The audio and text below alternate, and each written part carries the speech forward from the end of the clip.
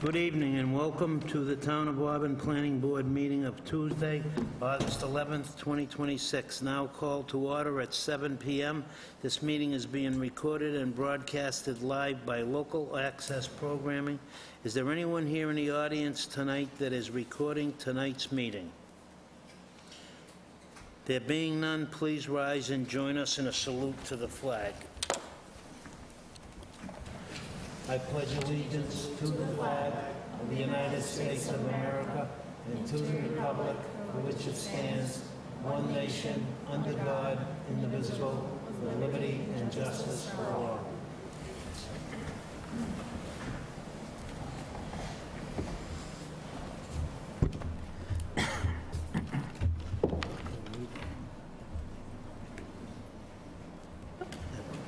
I'm good to go.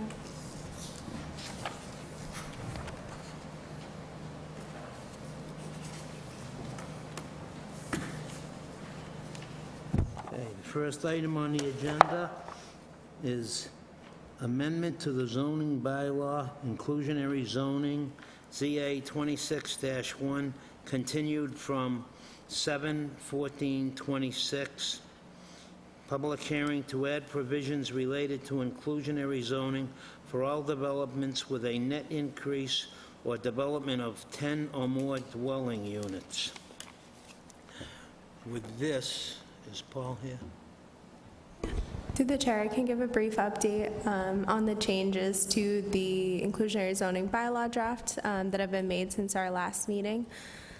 And I'm sure Mr. Delacola is happy to answer any questions too from the board. But just to give a brief update or some background on it, we had last discussed this as a group in June. It was on the July meeting as well, but we had postponed it to ensure everyone could be present. Unfortunately, Chris is not able to be here tonight, but we would still like to move forward with the draft IZ bylaw. Some of the changes that we had made were to clarify some of the language around the for sale units. We had clarified some of the language around the number of units that had to be constructed, the affordable units that had to be constructed, and the timeline that they coincide with the non-affordable units. We did meet with the zoning bylaw committee and shared the changes the board had requested at their meeting in June. Excuse me, I believe it was in July. And they didn't have any concerns with the changes, and they had no further comments. So unless the planning board would like to have any more discussion, I would just ask that we consider recommending the IZ draft bylaw, but I think there were still some questions folks had if we want to open it up for discussion. Paul, do you have anything you want to say? Paul is the Assistant Town Manager and Chief Development Officer. Thank you, Mr. Chair. Yes, for the record, Paul Delaquila, Assistant Town Manager. No, at this point, I think I was working pretty closely with Rose on these changes that were discussed at the previous time. This was, the board considered this. I feel like they were responsive. I'm happy to answer any questions, as is Rose. But at this point, I feel comfortable, especially after the additional review by the Zoning Bylaw Committee, that we're on the right track with this. And so unless there's specific questions, I would echo what Ms. Russell had to say and would encourage the board to consider endorsing it. Thank you. Through the chair, before we move on, I just want to give a brief overview. I know we have some folks in the audience tonight that may be curious. So we are proposing a draft bylaw for inclusionary zoning, which requires 15% of all new affordable all new construction over 10 units to be 80%, to 15% of the total units to be at an affordability level of 80% of the area median income. So that would be any subdivision or any multifamily development over 10 units would be subject to that 15% units at 80% AMI. This came out of our housing production plan. It was listed as one of the potential strategies to address affordability levels in town. So that's kind of what prompted the inclusionary zoning draft bylaw. So if anyone wants to comment tonight from the public or has questions, we're happy to answer, but just thought it might be helpful to give an overview of the proposal tonight. Thank you. Thank you, Rose. Anyone have any questions? Mr. Lawless? Just out of curiosity, this is the first I've heard about this. Is this just for 40Bs, or is this for all development in town? Through the chair, this would affect all development in town. Anything over 10 units, whether it be single-family, individual for sale units, or multifamily rentals, anything over 10 units. Thank you. Ricky, any questions? On my perspective, my only concern from last time was, let's say a developer comes to town and they want to do one of these things, they have a loophole of doing 9, and then at a certain other time frame, they can do another 9, which would then not allow them to do the inclusionary action that we're trying to, uphold. So I don't know, is there something in here that says within at least a time frame? Is it, say that again, Ricky. So let's say, for example, a developer Yeah, comes somebody comes in with 9. with 9, and then down the pipeline, they do another 9 somewhere else. Would that, is that within here where they have to, stay within the 80%? Like if they did the second 9 within a certain period of Timeframe, time? yeah. Does that trigger it that it was nothing but a circumvention of the rule or bylaw? Yeah.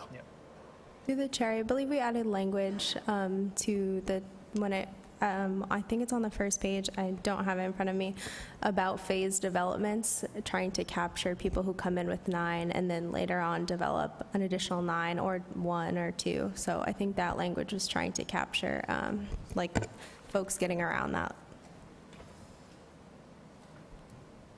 Through the chair, just to build on what Ms. Russell had to say, indeed, we inserted an item C under 14.3 that notes that projects may not be segmented or phased to avoid compliance with this bylaw. The planning board may determine that multiple filings constitute a single development, et cetera. So in this scenario that Mr. Arizme described, if we approve someone for 9, and they came back within the same developer came back with an associated connected project, even though they're coming back with a new 9, we would hold them accountable for affordable requirements in total. So it'd be all the units For together. 18 houses. Correct. How long is that time frame for? That's not within there. We don't have a timeline listed in here, so I think it could be indeterminate. We could certainly put a limit on that, but put a limit on it, I suppose it could curtail a future board from adding requirements for that. But if it's the board pleasure, we could certainly probably look at that. But I feel like we would have some measure of, what do I want to say, counteracting that kind of proposal. That's it for me. I think just looking at the updates, I agree that the segmentation issue was updated. And then looks like the table was also updated, so now we have more clarity on how that the percentage requirement is met. So I think that covers the 2 issues that I had in the last draft. So no other questions from my side. Glenn? Yes, thank you, Mr. Chairman. Just a question about people remaining qualified and how we oversee whether they're still qualified to get the affordability apartments. Through the chair, I believe that's handled through the state. Folks qualifying, I believe it's often through a lottery system, but that's not something handled at the local level. So developers would work with the the Executive Office of Housing and Livable Communities to establish the subsidized housing inventory. These units would be added, and then I'm not totally sure what the process is for applicants applying to those and how deep the review process is for those.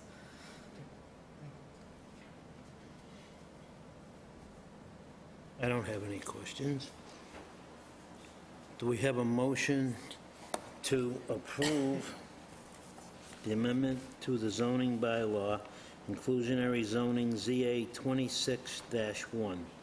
Through the chair, if I could just request a amended motion to recommend approval to the Board of Selectmen. It'll go to the Board of Selectmen for recommendation to go on the warrant. So it's not the final vote here tonight. We're recommending it to the Select Board, who will then have a vote, and then eventually town meeting will have the final say.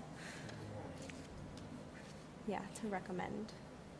Do I have a motion to recommend? I'll make that motion, sir. A second. All those in favor? Aye. Aye. Aye. Aye. It is approved.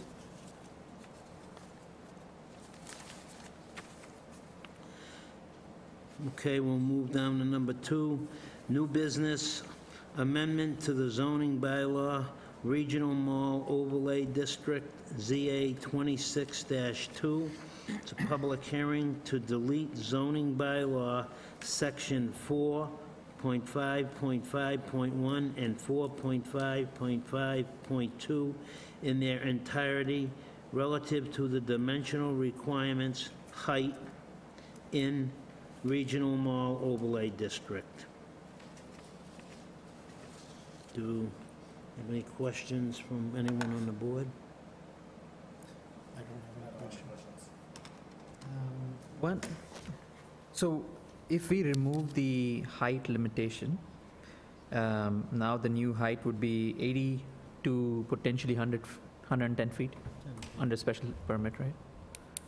A lot of the areas around it have that limitation anyways. One question I had was, does the fire department have adequate capability to take care of that? And Rose and I discussed it, and I think we do. No other questions? Paul, did you want to comment on that? Fire department on a 110-foot building, it has adequate equipment to take care of that? Chair, we did not specifically consult with the fire department on this change, although the provisions to allow 110 feet by special permit has been in existence for, I forget what year exactly, I apologize, but for some time. And I've heard the fire, or police, but the fire department has not said anything about that. I cannot speak to what apparatus can reach to what height, but the height, this height is allowed by special permit already In other town. areas? Yeah. Through the chair, do you mind if I give a quick overview for folks who may be here and have questions or wish to comment? So in addition to the inclusionary zoning bylaw that we're proposing tonight, we're also proposing to strike some height limitations in the regional mall overlay zoning district. So presently, the regional mall overlay district encompasses the mall and a few surrounding parcels. The overlay district is on top of the local business zoning district, which allows heights up to 80 feet and 110 feet by special permit. So the regional mall is an overlay, which further restricts that building height. So we're proposing that we just strike the language in the ordinance relative to that limitation and just let the underlying zoning district govern the height. And what Paul was mentioning was in 2021, there was a major overhaul to the allowed heights in a number, I believe in all zoning districts, and it seems like this language, which is only in the regional mall zoning district, it's not in the standard dimensional table where everything else is, may just have been overlooked at the time. I'm not sure what the total height of the mall is, but I would imagine it's over 35 feet, which is the present restriction, or the maximum height you could go up to without a variance. And so in much of the surrounding areas, local business, you could do 80 feet by rights. Drury Square is an adjacent zoning district which does limit heights to 35 feet, so that is notable. There are some areas where you couldn't build that high, but we think it's reasonable given the characteristics of the mall and the hopeful future redevelopment we'd like to encourage at that site, that this be one of the first steps to reduce any zoning hurdles that the site may face for redevelopment. So I'm happy to answer any questions if the board has. Does anyone in the audience have any questions? Anyone else on the board? Thank you, Rose.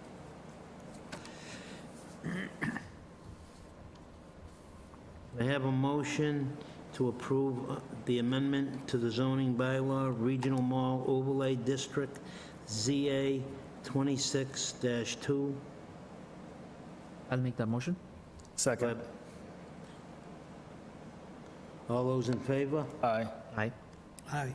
Aye. It is approved.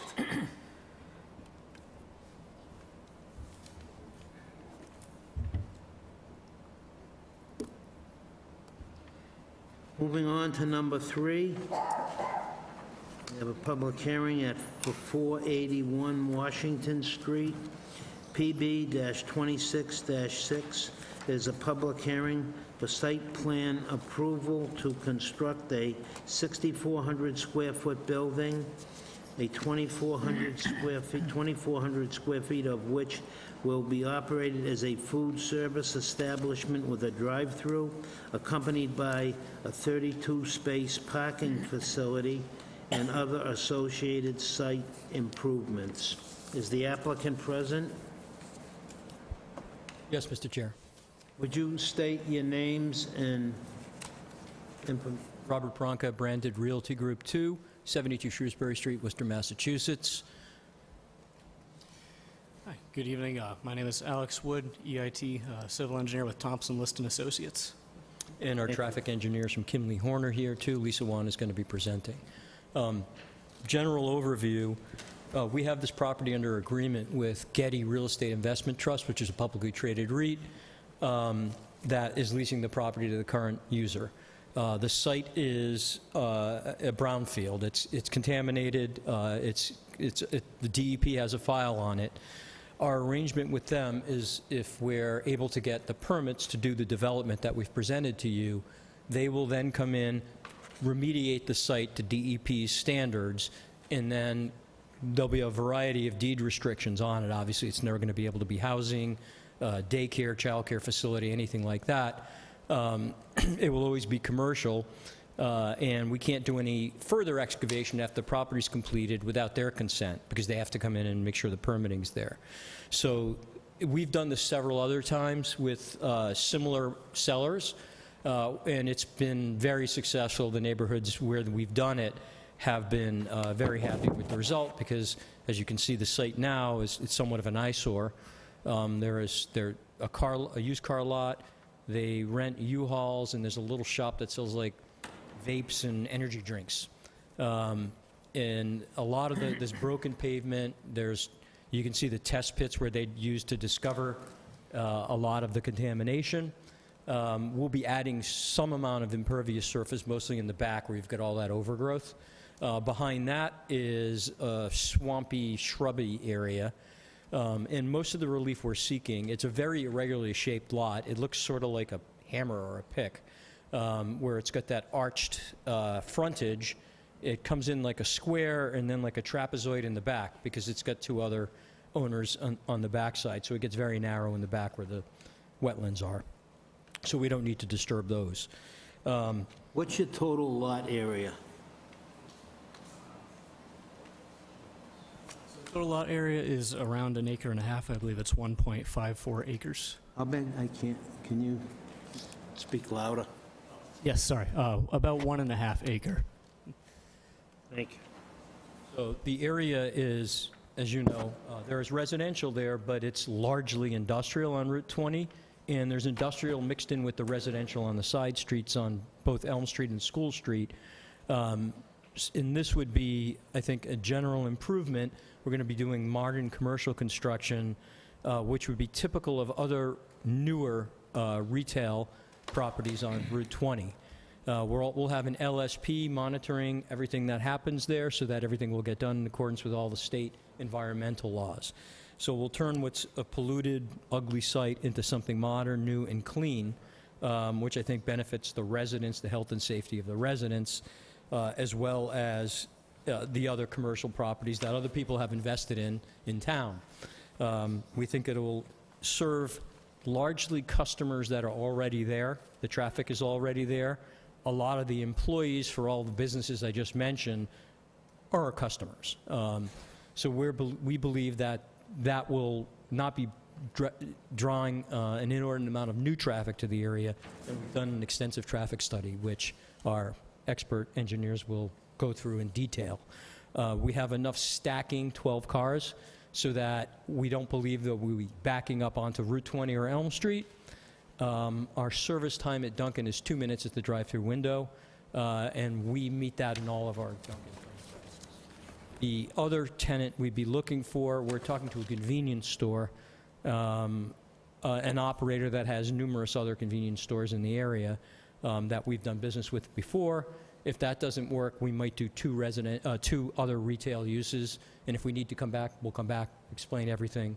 We'll certainly explain to economic development what we're planning to do, but hopefully we will get that one tenant that's a convenience store.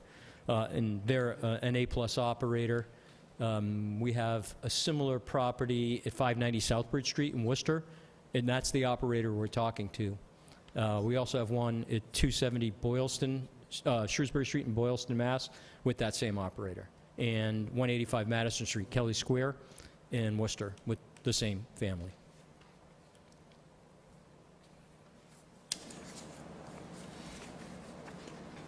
I'm going to read this myself. Proceed with the presentation unless you have questions of me. I want to look at something first. Through the chair, I'm a person who goes to the Dunkin' Donuts on Southbridge Street. I personally don't like the drive-through through the parking lot, just in regards of, I go with my kids, they run across the parking lot. Thank you. So it's just one of those things. I'm trying to wrap my head to see if there's another way to maybe have the drive-through come to the Elm Street back of the parking lot and wrap around instead of going through the middle of the parking lot. If you guys can revisit that, that'll be great. I don't see it possible, but if it's a possibility, in my opinion, I would greatly appreciate it. Well, we've already had meetings with DOT, and this is their preferred arrangement. The one at 717 Southbridge Street that you referenced, that lot's shaped very differently. It's much more of a rectangle. What we can try to do is have employee parking up against the building so that if the drive-through is blocking cars, it's the people who are going to stay there that aren't coming and going. So I get your point, and you're right. It can block people if that's the case at a peak time. But that's generally how we deal with that. And again, this is a very different shaped lot. So I'm not sure that we can change the configuration No, yeah, I see, I can with just, DOT's consent. yep. Yeah, it's up the street, it's dangerous. Yeah. Take a good look at it before the time at which we'll make our vote, because I agree with him, the one up up the other street where it goes through the parking area is really dangerous. And so DOT's making your decision on how you route the traffic through? They looked at various plans. Our traffic engineer will get into the detail on it, but we do need Route 20 access. The idea is not to bring Route 20 traffic onto Elm Street any more than that's already going there. There is a fair amount already going there. I've been to the site several times and observed it. Again, mostly the employees coming and going, deliveries, commercial traffic to the businesses that are there. They're fairly large businesses on that street.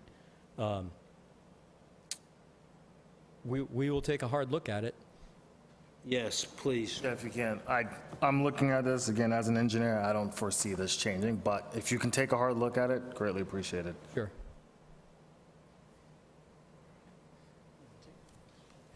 Marrakesh? I do have questions on the traffic side. I don't know if you guys want to give us a traffic overview, or should we dive into the questions? Through the chair, we do have a planned presentation for the site design, engineering, and traffic. So through the chair, if we could go ahead with that, and we'd be happy to answer any questions. That'll be good, yeah. Go ahead. Thank you. They're going with the presentation. They're going to do a presentation. So, Go ahead. thank you. Through the chair, so as Mr. Bronco gave us a nice introduction to the site, just to add a little bit of information. You speak a little bit louder, please. Yes, sir. Or, 'cause I don't know what you're going to do, but it's kind of hard to hear it. Okay. Please let me know. Please let me know if you can't hear me. So, the lot comprises approximately 1.5 acres and is situated within the general industry zoning district. It is also situated within a Zone 2 public water supply, and therefore the Aquifer and Watershed Protection Overlay District. The existing lot has structures which are proposed to be removed, as Mr. Bronco pointed out, and entails approximately 19,000 square feet of impervious. There are also 8 existing parking spaces along Route 20, and there are 9 parking spaces existing closer to the structure on site. The applicant is seeking site plan approval and proposes to construct a 6,400 square foot multi-tenant commercial building, which, as stated, will feature the Dunkin' restaurant with drive-through, as well as another use in business or retail. And vehicles will enter the site through curb cuts on Washington Street, which are proposed to be narrowed from the existing conditions such that they meet the required maximum width. And they are proposed as one in, one out on Washington Street. And then there is also access via Elm Street, which the traffic engineer will comment on that further after. In terms of the proposed conditions for parking, 7 of the existing 8 spaces will be reconfigured and retained effectively, and then an additional 25 spaces are constructed to meet the parking requirements, 2 of which will be accessible spaces. The site will be serviced by the Auburn Water District and the municipal sewer system. The proposed building roof will be routed to subsurface infiltration chambers, and paved runoff will be sent through water quality units for pre-treatment prior to infiltration as appropriate per the Massachusetts DEP stormwater standards, Auburn stormwater regulations, as well as the requirements consistent with the Zone 2 and the overlay district. The proposed condition will result in an impervious surface of approximately 35,000 square feet, and stormwater mitigation measures will control the outflow leaving the site such that the post-development peak rates are less than the pre-development, and the required level of total suspended solids removal is achieved per the standards. Construction period erosion and sedimentation controls will be utilized, such as silt fences, straw wattles, catch basin filters, a site entrance mat, and then also permanent slope stabilizing features, particularly on the slope towards the existing wetland resource area.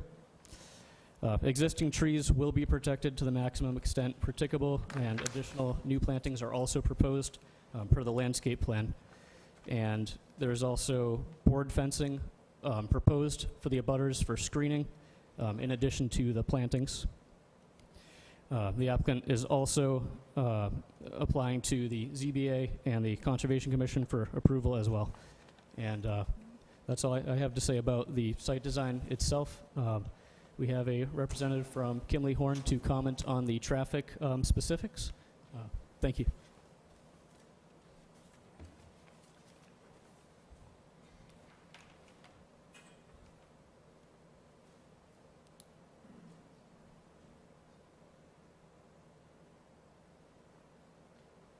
Good evening, members of the board. Can you guys hear me? Okay. It's hard to hear myself. Good evening, members of the board. My name is Lisa Wan with Kimley Horn. With me, I have my colleague, Liam Marr, with Kimley Horn as well. So Kimley Horn, we conducted the traffic analysis and parking demand analysis for the 481 Washington Street. Today, we're going to go over the study area of which we collected turning movement counts, the process, talk about the existing conditions, how it exists today, and the proposed project characteristics, which Rob and Alex went through, and the conclusions and the proposed mitigation. So the purpose of a traffic study is to, 1, really understand what is the current transportation system. Next is to estimate those project-related demands. How much trips or how many trips is this site really generating? Address any impact on the streets and intersections, and then ultimately find any potential mitigation. So we collected our traffic volumes, the turning movement counts, which is at the, in my next slide is the intersections that we studied, and we also collected volumes and speed as well. We collected it on a weekday in January 2026. School was in session. We also looked at the most recent 5 years of crash data, 2021 to 2025, and that's the most recent one, and that was from Mass DOT Crash Portal. We're going to talk about the forecast of traffic demands of the plus 7 years, the traffic flow analysis, drive-through, parking demand, and the needs and potential mitigation. So in this map here, we have our study intersections. They are based on the circles and the numbers. Intersection 1, it's the unsignalized intersection, Washington at Elm and School Street. That is a two-way stop control, just meaning that School and Elm, they're stop while Washington is free flow. As mentioned by Rob and Alex, we have 3 site driveway access. The first one is number 2, which is a full access driveway along Elm Street, indicating that you can turn left, you can turn right, you just have full access. There's no restriction. At intersection 3, unsignalized, it's a right in only. At intersection 4, it is a right out only. Moving on, talking about existing conditions, Washington Street, it is a 2-lane undivided roadway, speed limit 40 miles per hour. When we collected our traffic data, the 85th percentile is a little bit higher than the posted speed limit, as you can see here, 46 or 47, depending on which direction. And this roadway is a principal arterial roadway, which really means that it is a high-capacity roadway.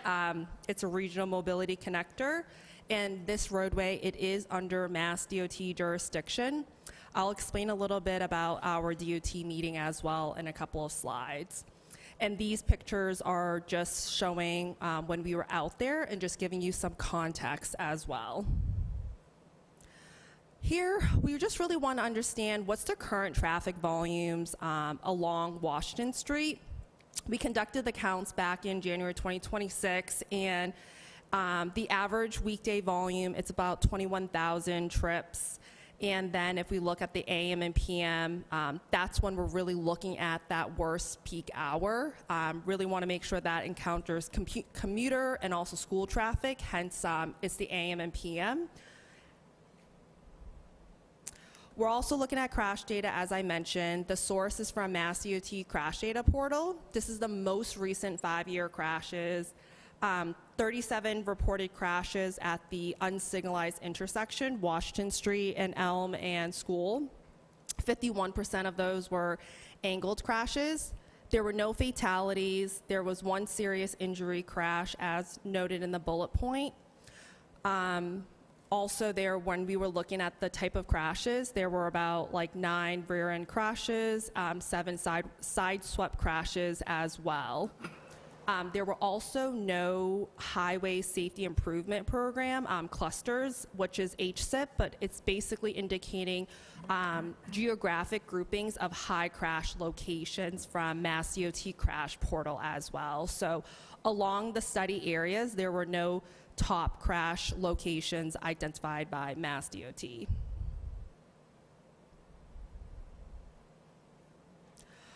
A couple of pictures regarding the unsignalized intersection at Washington and Elm and School.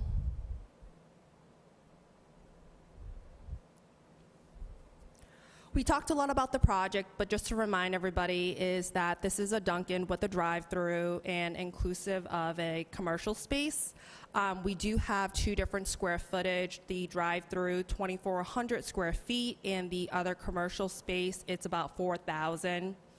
Again, for site access, there's 3 site access point, 1 full access along Elm. Washington Street is 2, 1 right in and 1 right out. This is the site plan. One thing was that there has been a handful of iteration. This is the ultimate site plan, but originally, before we were coordinating with DOT, oh, you can't, along Washington Street, if you can see here, along Washington Street where that right in, right out, it used to be a 2-way flow here. if you can see right in front of the building or right along Washington Street, it used to be a two-way flow, but speaking with DOT, it was mentioned that we want to eliminate those conflict points, so therefore we did remove the flow, so it's only heading, once you go through the drive-through, if you wanted to go back to Elm Street, you're able to go ahead and do that, instead of folks going on from Elm Street and then cutting across and then going out on the right out of Washington Street. So that was a coordination with DOT because we did hear their concerns about if there does need to be any site modification. So still the right in, right out, the access point, that was fine with them. The full access along Elm Street was also fine. So after the DOT meeting, we did make some changes. The next item is the estimating the trip distribution. So I mentioned that we need to forecast the traffic. We did count in 2026 to distribute our traffic. It's a plus 7-year growth. And then from there, we also need to take a look at how much trips is this site really generating. The overall trip distribution, it's based on existing car patterns that exist right now. So along Washington Street, it's about an even split going to and from the east and going to and from the west. It's about 47%. Elm Street is about 5% heading to the site. And then School Street from the north, it's about 1%. This information is going to help us out to determine how many trips are actually going to be generating when we look at the different site access here. The net new vehicle trips, basically just understanding how much trips is the site really going to be generating. We are using 2 different land use code for the 2 different uses, and the source is the ITE, which is a transportation industry where traffic engineers can reference this, and when we do traffic studies, it's a single source of data, so we're comparing the same exact information. So if you look over here, when we're looking at the gross trips are basically just cars on the roadway itself. If you look at the gross trips for the daily trips, this site is going to be generating about 1,600 trips. And then if you look at the AM and PM, AM doesn't have any parentheses, which is basically the first row here. And then the PM peak hour is that parenthesis location. One thing that we really need to make sure is that for this site, Dunkin's is a type of facility that cars are already on the roadway, they see a Dunkin', so they're going to pass by and actually stop by the Dunkin's, continue their trip. So hence, there's the row of the pass-by trips. Pass-by trips are only applied to those Dunkin' trips. It's not applied to the commercial trips. Therefore, in the last row, you see this net new external trips. This is basically saying that these are the net new trips that this Dunkin' and commercial space will be generating. So ultimately, when we're looking at the AM peak hour, 51 trips. During the PM peak hour, it's 43 trips. So we went through the analysis of, okay, we got our counts, we understood what's our trip distribution, our trip assignments, and really understood how much trips is a site going to be generating. So we want to understand how is the traffic operations, what's the capacity analysis looking like.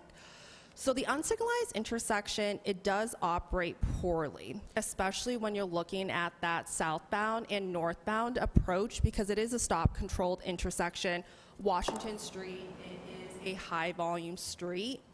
And that was one of the things that we spoke with DOT as well, was just, do they have any plans to update anything? And they were fine with our methodology of the trip distribution and trip assignments as well.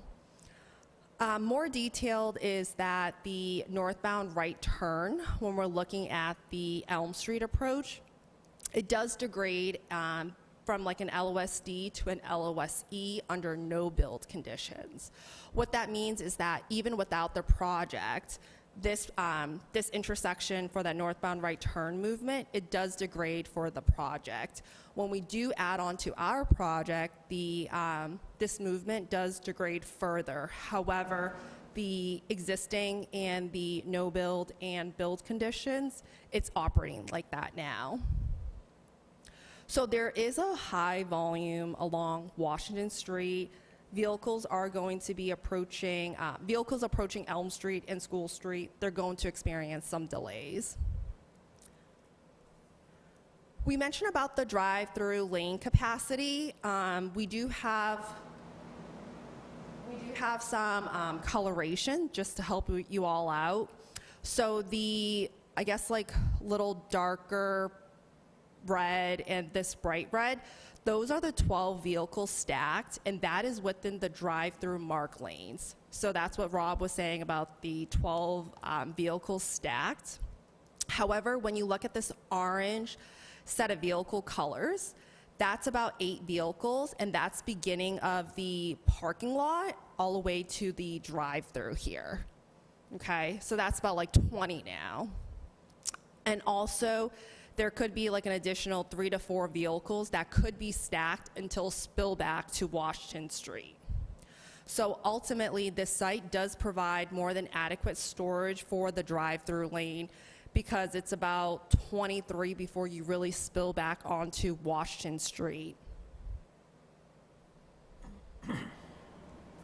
Another item that we wanted to understand was just ensuring that this site does provide enough parking. So we did a parking demand analysis for the weekday and also Saturday. It's the same land use code as the number of trips being generated. The red line, that is the parking spaces required and provided, which is 32. When we're looking at the weekday, the peak hours were at 12 and 1 o'clock, and that's about 19, so you have more than enough spaces. However, we wanted to double check to make sure, does the Saturday also have enough capacity as well? So about 10 a.m., about 10 a.m., it's about 26 parked vehicles, and still you have 6 additional spots. So this site provides more than enough parking with the 32 provided and required. Ultimately, with this proposed facility or this redevelopment in the weekday AM peak hour, it's going to be generating 51 net new trips, 43 net new trips during the PM peak hour. The stopping site distance, it exceeds the minimum required distance at the site driveways along Elm Street and Washington Street, just really making sure that people can see cars getting out of the driveway. That's really important. The proposed site provides more than adequate storage for the drive-through queuing. It's about 23 before it really spills back. Vehicles approaching on Elm and School Street, they're going to experience some delays. And the proposed parking demand of the drive-through, it remains below than the required number of parking spaces provided. So this is the last slide. This is the site plan, and really just showing that we are making sure that we are providing signage along the site driveway on Elm Street, like stop control with a stop bar, with the appropriate signage, and also on the eastern driveway as well, and making sure that the driveways along Washington Street install those do not enter signage, because this right in over here, the western driveway for the right in, you can't turn a left in. That's really important. So we just want to make sure that there is signage appropriately so folks know how to get into the site and get out of the site as well. Thank you. All right, through the chair. So speaking for me, I use this intersection a lot. I take Route 20 every morning to go to work. I'm probably going to use this Dunkin' Donuts 4 times a week. And the reality for me is I use this also in the evening time to pick up my kid, Elm Street, crossing Route 20 is pretty bad. So adding a Dunkin' Donuts is, in my opinion, might not be that affected at that time, around 1 o'clock, 2 o'clock. I don't believe it's that busy. But in the morning time, I could see an issue here with people not being able to find parking per that illustration of the colored cars. It seems like the back lot of that parking lot's blocked. I'm assuming that's where the employees are supposed to park. Towards the two neighboring abutting lots, it seems like those cars would be blocked, but I would assume the employees park there. I don't know how this works in regards of Dunkin' Donuts working with the town, but I recommend a roundabout. That intersection's wide enough to add a roundabout. It doesn't have to be a large roundabout, it just has to be enough to slow down traffic and get cars around it. It can be low enough for emergency vehicles to pass through.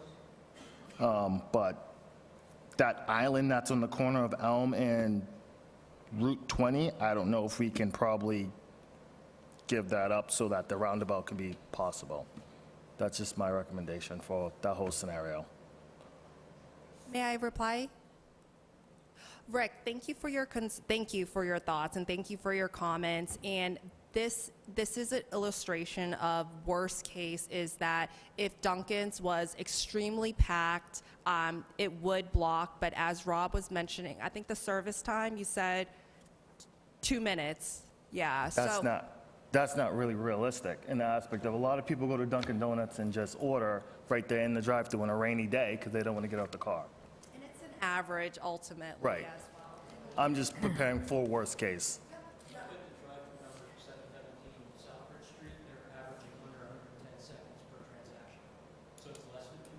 That's real life in Auburn.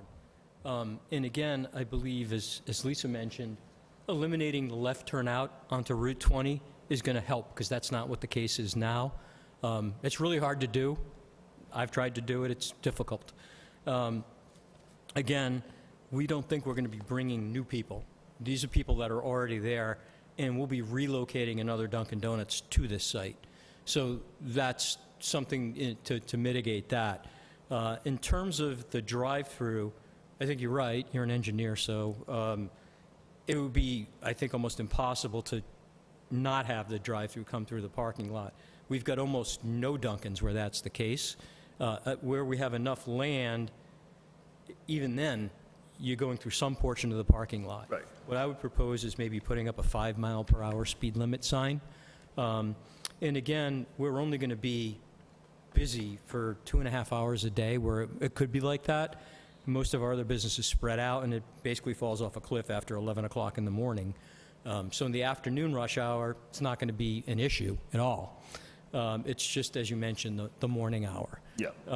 And again, that's when we have our best people on, and I've got those real-world time numbers.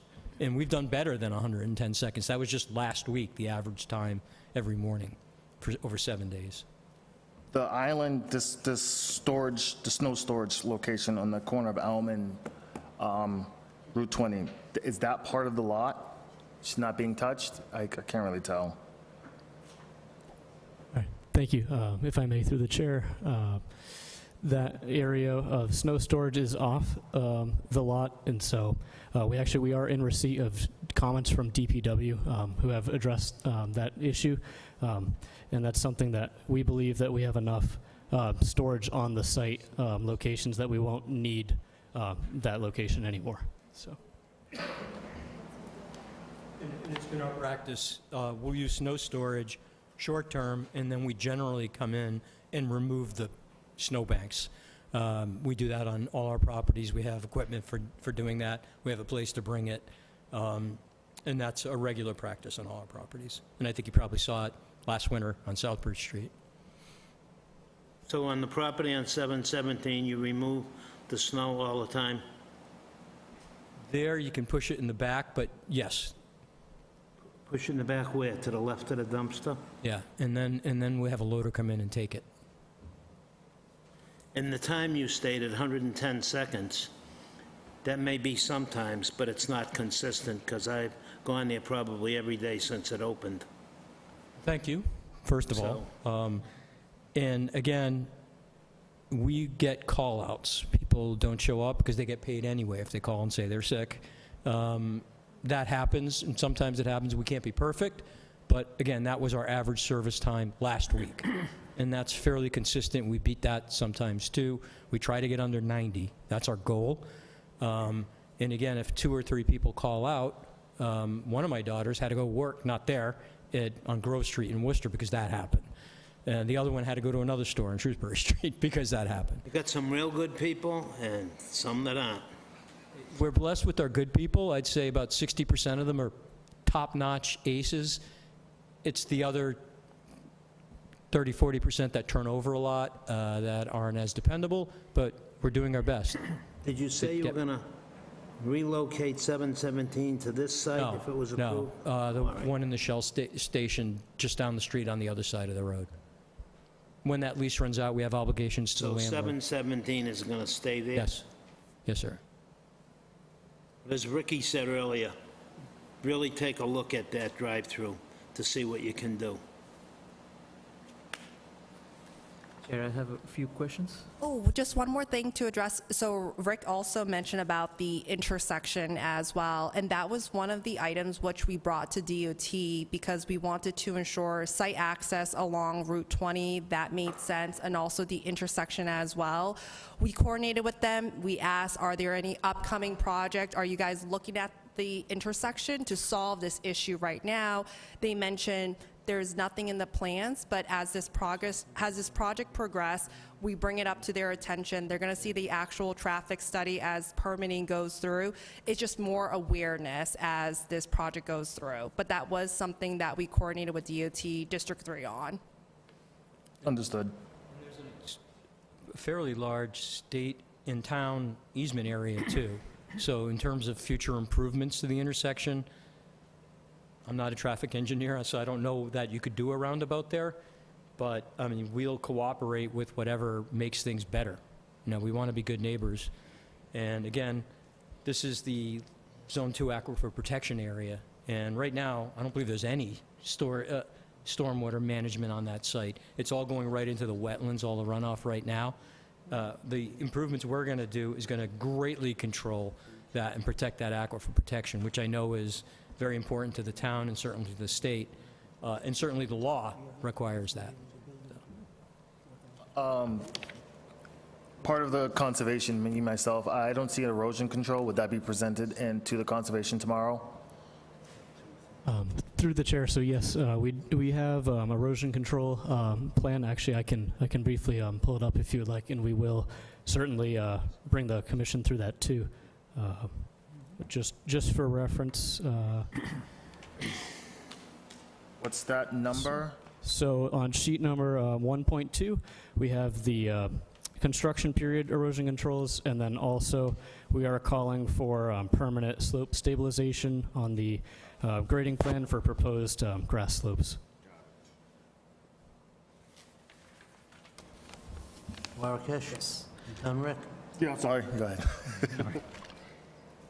Thank you guys for the presentation. So maybe a few questions on the traffic, and then I have a few other questions as well. So, you know, at a higher level, given that the report shows that there is a high crash, this is a high crash intersection, right? What other alternatives did you guys evaluate with DOT? Is there, you know, a potential for a light?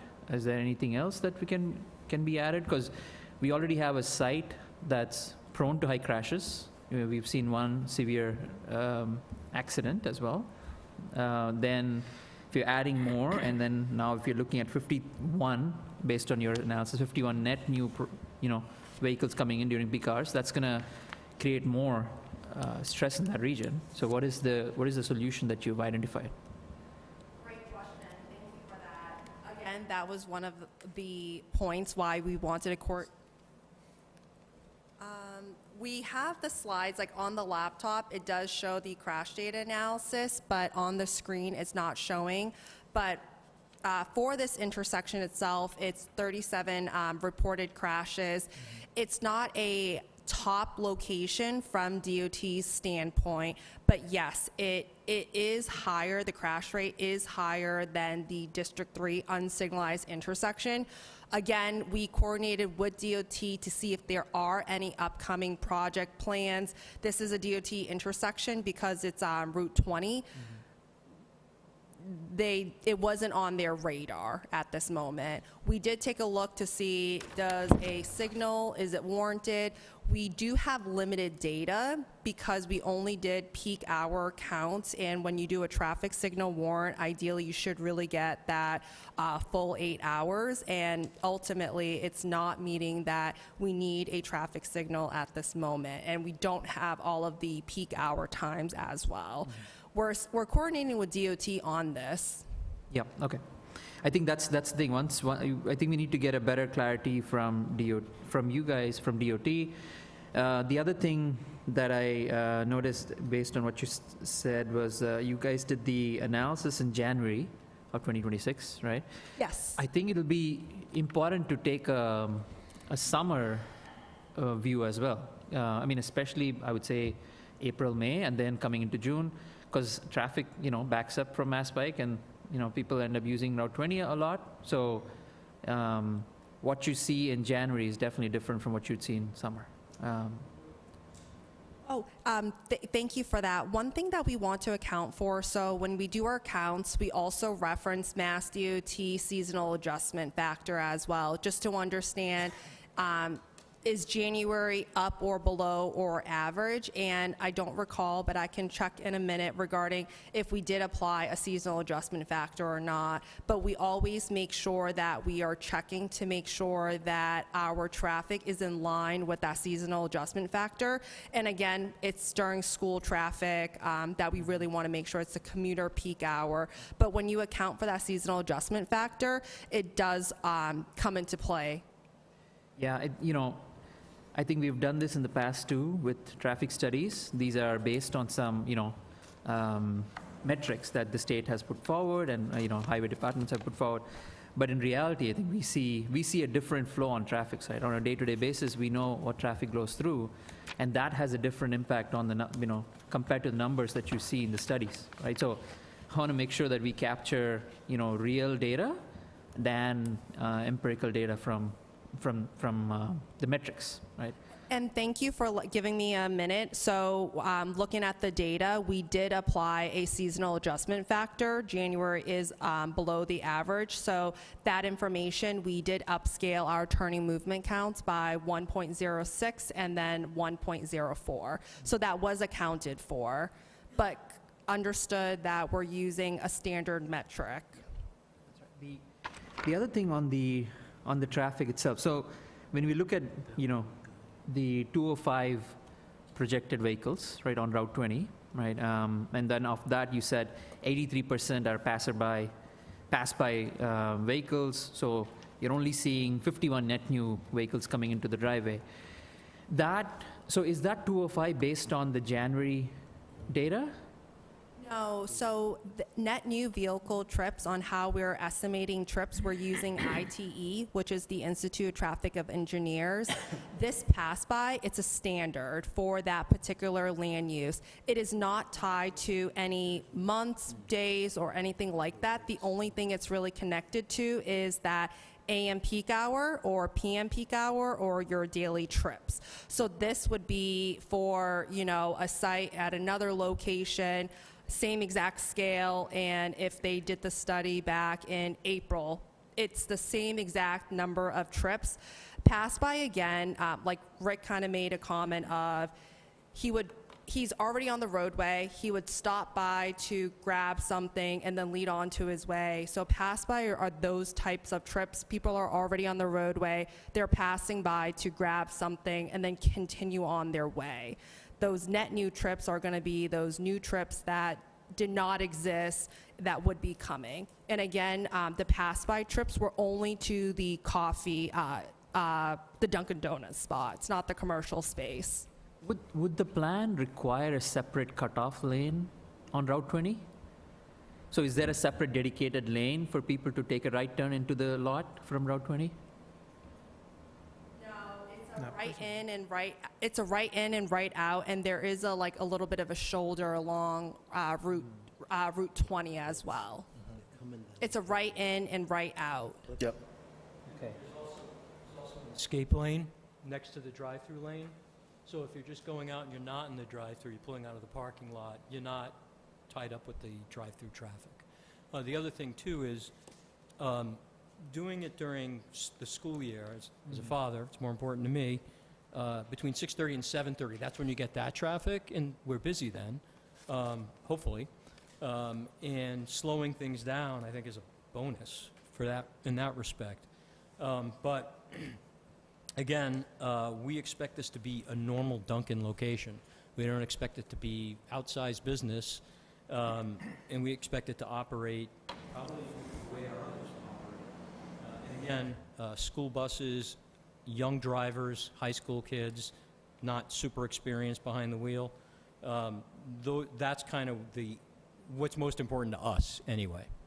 Yeah, you know, Traffic flows. those last 4 pieces that you just said, school buses, young drivers, access, traffic driven by the school area, traffic side, that's why I think this becomes a little more concerning from a traffic perspective, right? I think it is, if this was in an isolated area, then I wouldn't be concerned with the traffic, but given that it's already an intersection that's concerning, and then we add potential for additional vehicles to stop the flow on Route 20 or reduce the flow, and then taking turn from Elm to Route 20, I think that is a concern for me.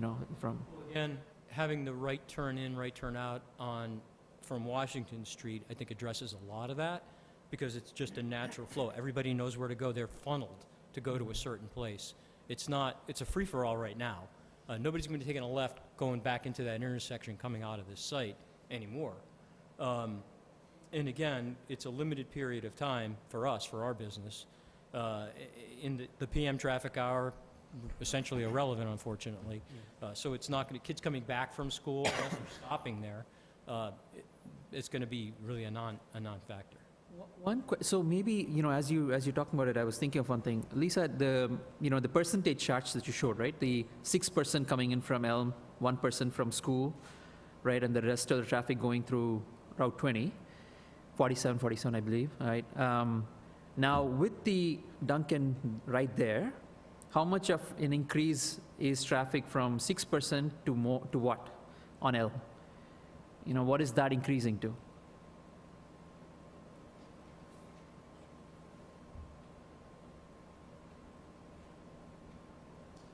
I'm pulling up the traffic study.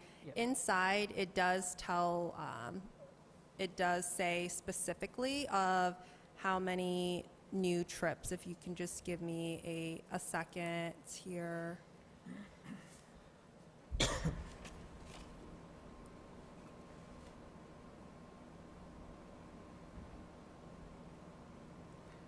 As you're pulling that up, maybe a question for you, Robert.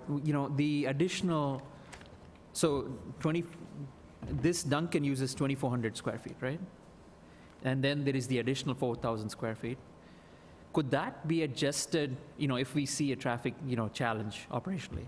Could that be adjusted to accommodate for more traffic space, more flow of traffic within the area? I'm not sure I understand. So just you have the retail space, the unused retail space to be 4,000 square feet, right? Could there be a variance for that to be, can that be 3,500 square feet, and then the remaining 500 could be adjusted for additional inflow of traffic? Well, at this point, we've got our proposals in, and we've adjusted that space to be we like to do complementary uses so that it's a person using both. So it's not generating additional trips, another draw. There's a convenience store there now. The 4,000 square foot one reflects the top quality convenience operators that we do business with. That's what they need. And our experience has been the same two customers. They'll go into the convenience store, they'll get a coffee, they'll get a breakfast sandwich. If there's gas pumps, they'll fill up with gas. We're not proposing those here. But we expect that the 4,000 square foot is going to be that, what matches our other locations. And if you'd like to go see them, there's one right at 590 Southbridge Street in Worcester.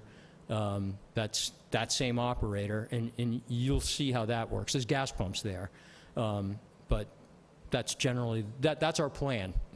And we're having conversations with that operator now. Very good relationship. He's my neighbor.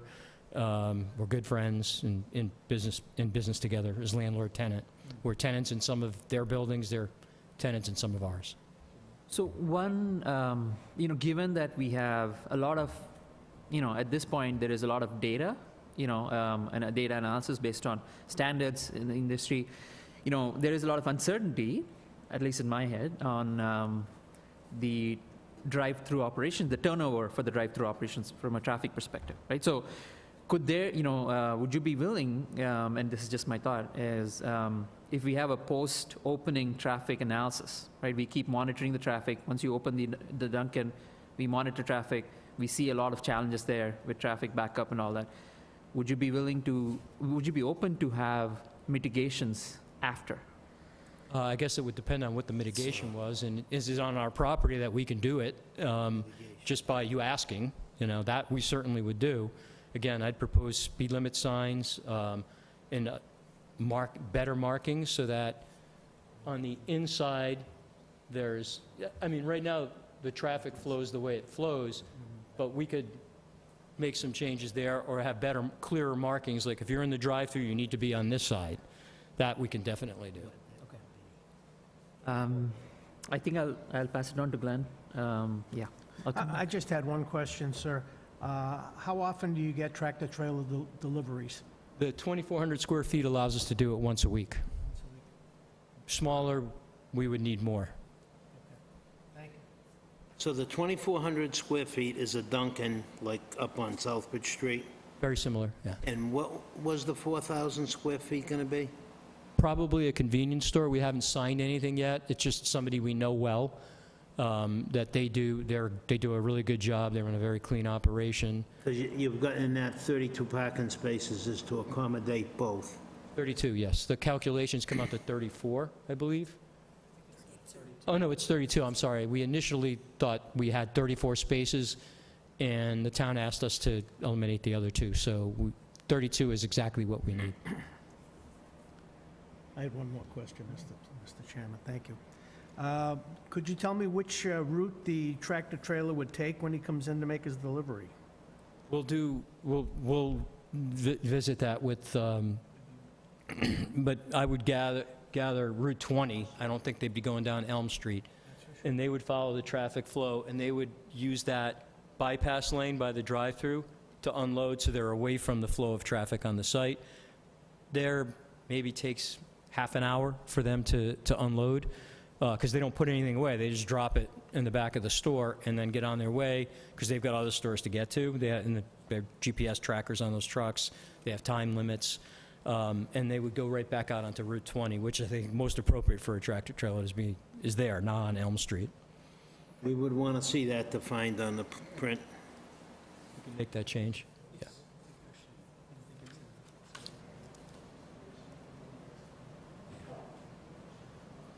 In our appendix, the traffic study appendix, we do have the vehicle turning movements as well. Again, we are on the laptop, we are sharing the appendix, but it's not relaying that information. But we did run vehicle movements to ensure larger trucks can get in and out of the sites here. And that is the appendix, and it's before the site plan, so it's going to be probably around like the 99 or 98, 99 of the 102 pages in the appendix, if you all would like to take a look. But we do have it up on the laptop here. And that could be a condition for you to see your way to approve it. You can explicitly condition that all tractor-trailer deliveries have to enter and exit on Route 20. Lisa, do you have the change from 6% on Elm to a higher value?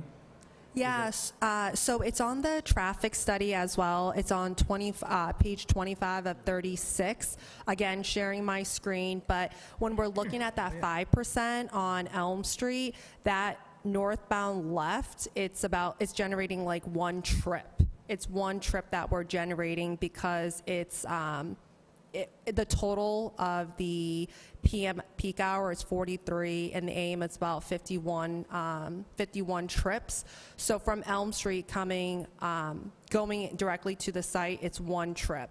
When we're looking at Washington Street, that's 47%. When we're looking at the trip distribution, that's about 13 trips in the morning, and that is about 10 trips at nighttime in the PM peak hour. So in the traffic study, 25 of 36, that is how many actual trips is this, the Dunkin's and commercial space generating.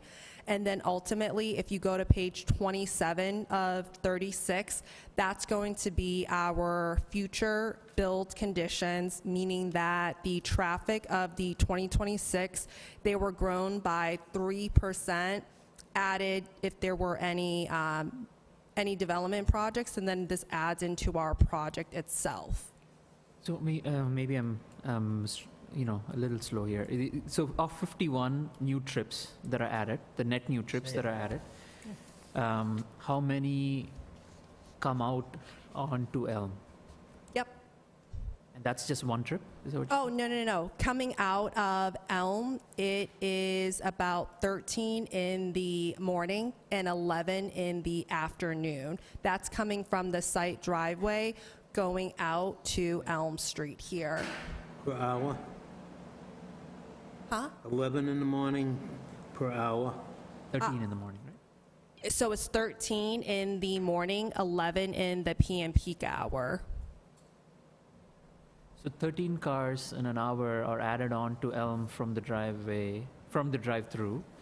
Yeah. During the peak time, during that specific peak time, and it's the worst AM peak hour, and it's the worst PM peak hour. So this is where I think I would love to see some data correlating that to a summer, analysis.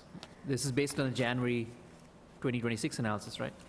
Yes. So yeah. It is really important that when we're doing traffic counts, we are really considering that commuter, people going to work, and school traffic.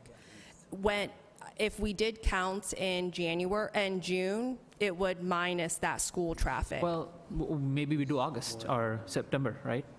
Because I want to make sure that we capture the increased flow on Route 20 in the summer months, when the school traffic's off.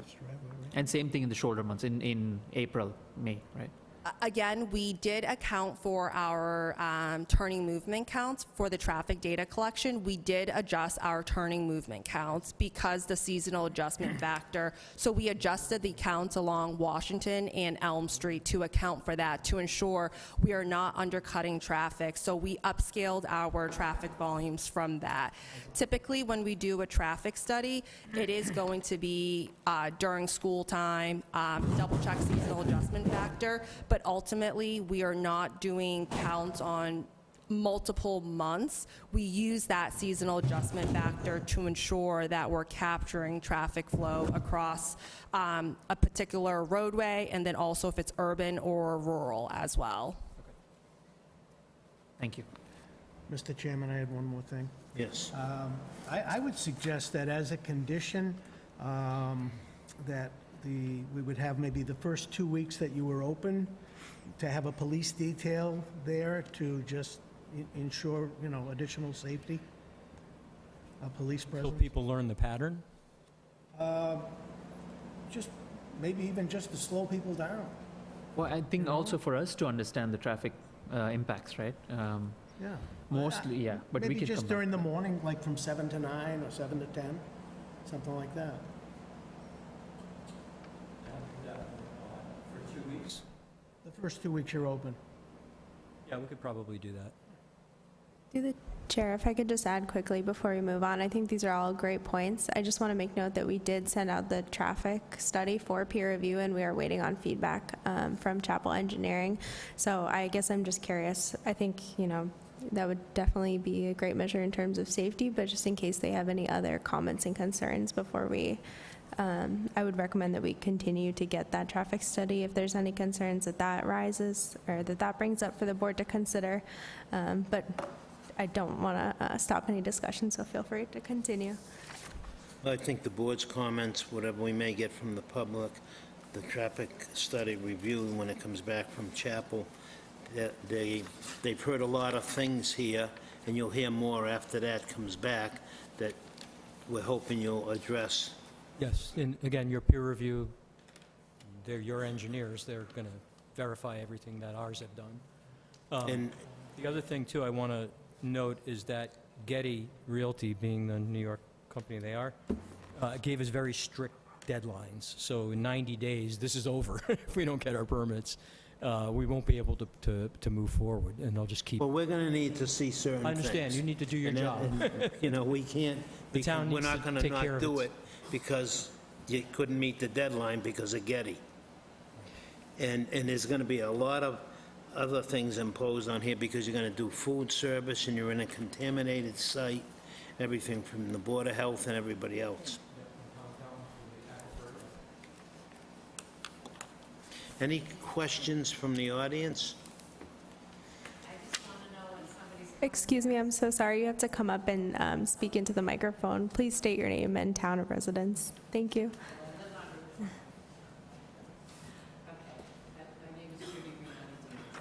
I live on Route 20, and the traffic it's just horrendous. It's gotten worse. I've been there 26 years. In the last 7 or 8 years, it's been just unbelievable. But you're saying they can't take a left into there if they're coming west. So what are they going to do, take a left into Elm Street?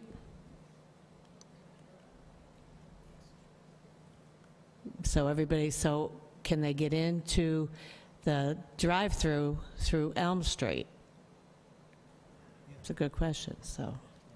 And what about the trailer truck delivering? If he's coming west, is he going to be driving into Elm Street? So I just wanted to throw that out there.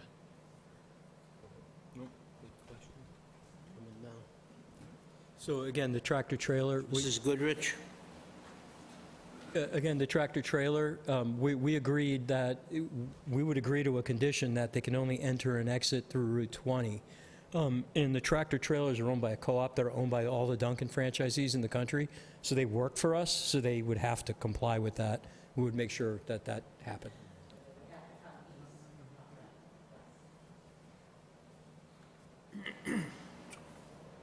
I didn't quite understand. Does it seem like if a truck's coming west on Route 20, they can't turn directly into, I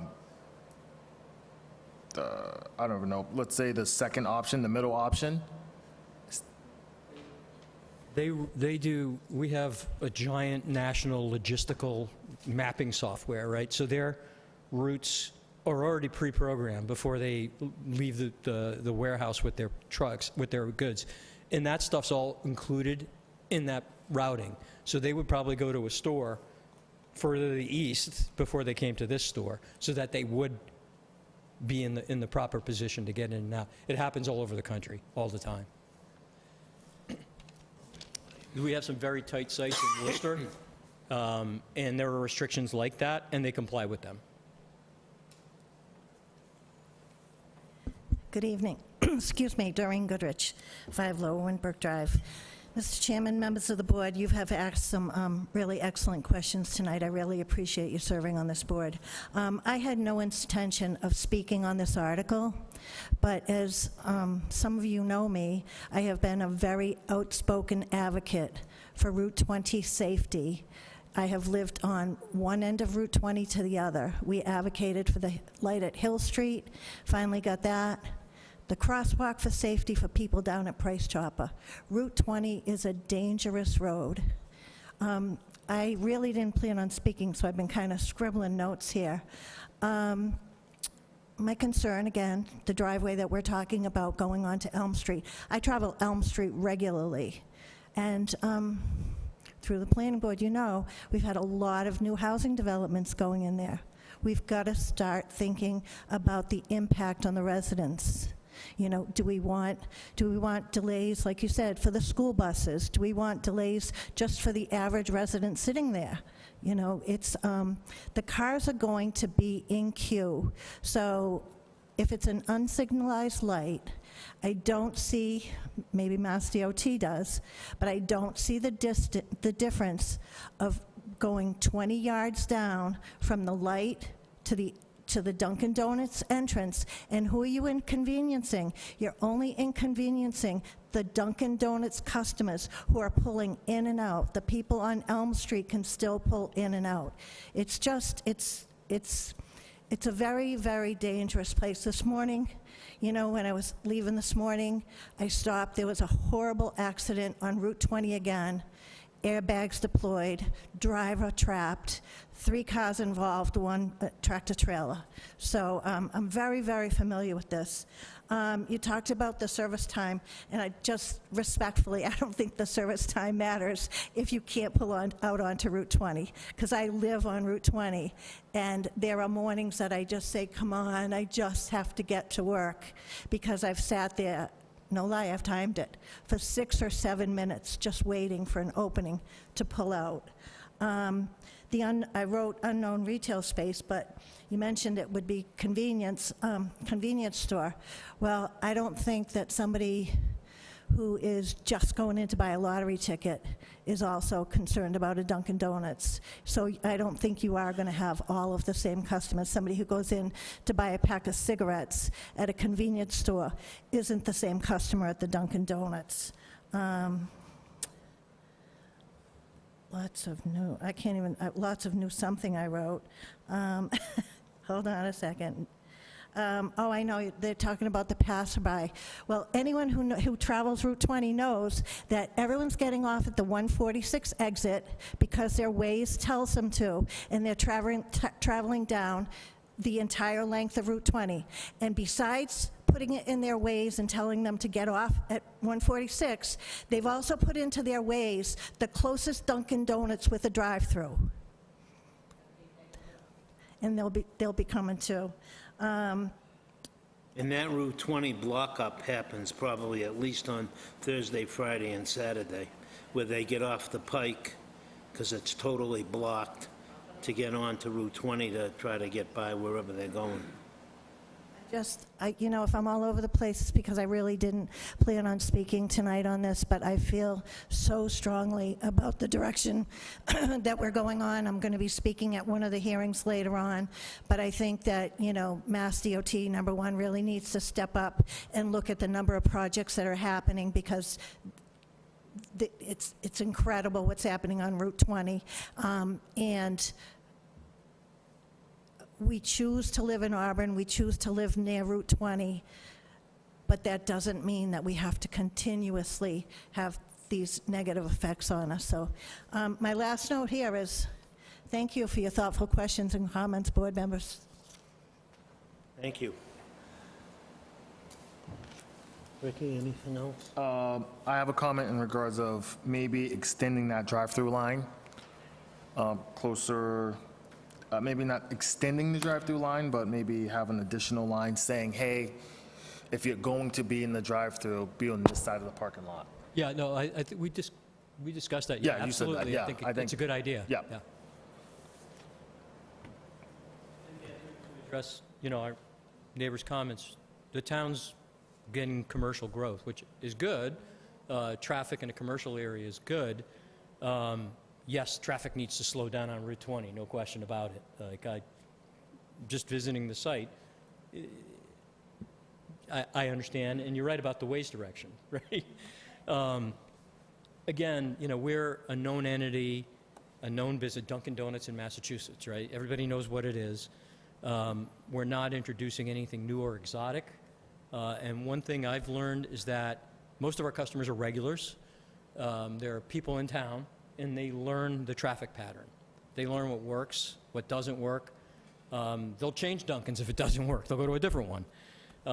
And as people use it, and again, no objection to the detail when we open to make sure everybody learns it, they'll figure out, do I go on Elm Street? Do I not go on Elm Street? If I go at this time, it's better than going at a different time to get out onto Route 20.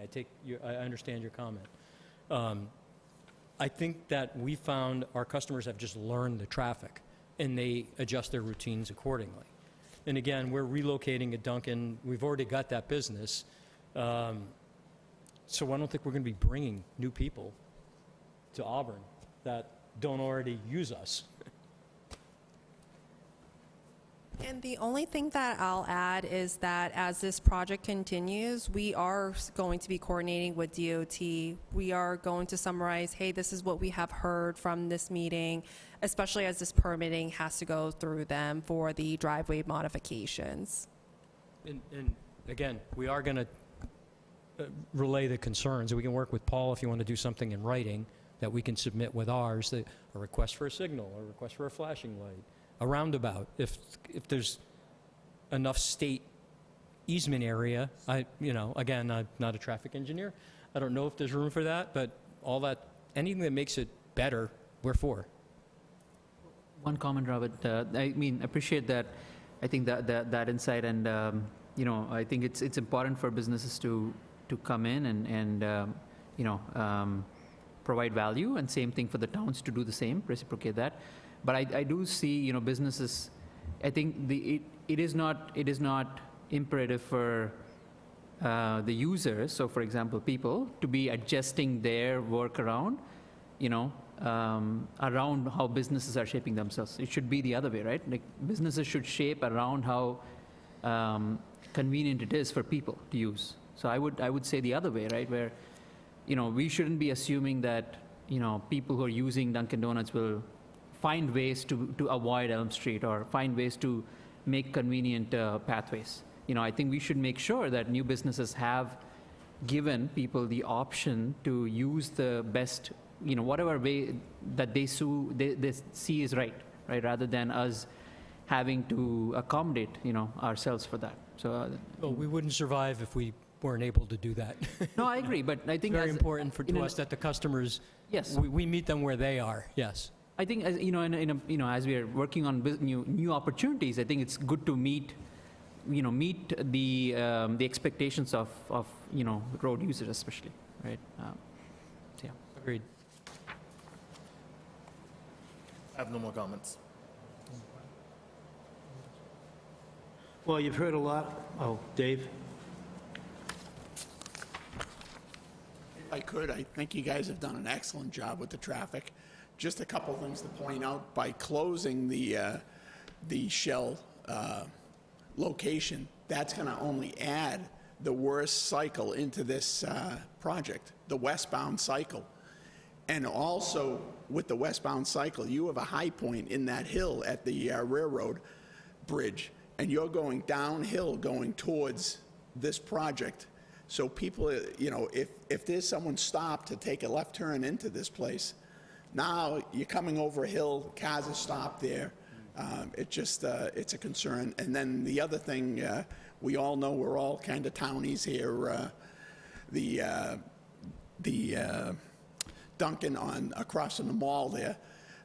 I'm always amazed how the line backs up. It backs out onto Howe Street, down Howe Street, and then when it's busy, it even backs up Southbridge Street, almost to the set of lights there. So you guys are dead on there also. That's all. Thank you. That Dunkin' is not ours.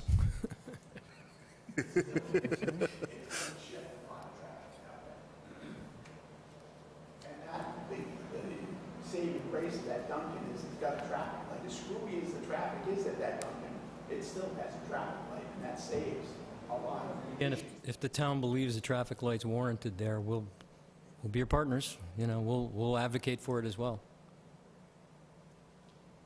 Any other comments from the audience?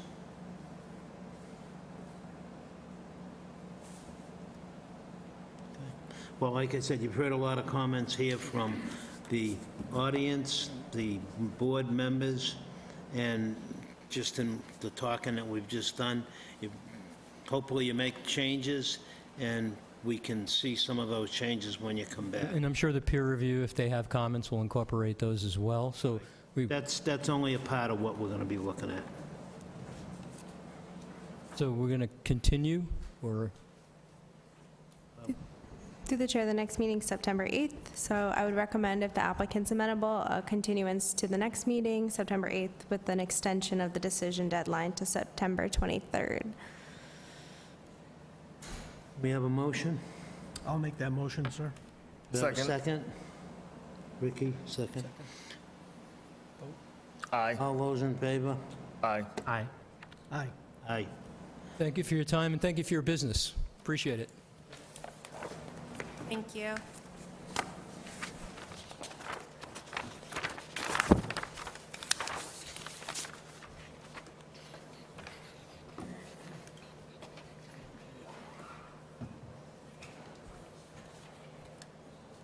Okay, number 4 on our agenda, under other business, public meetings.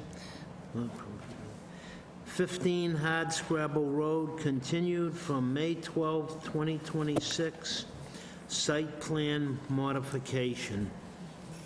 So, Through the chair, do you mind if I give a brief update on this application? let's talk loud. Yeah, so some of the board members may recall, this application's been on our agenda for quite some time. The first time it was opened was in last year, October 20th, I believe was the first date. There was a second hearing in February, and then the application has since been continued.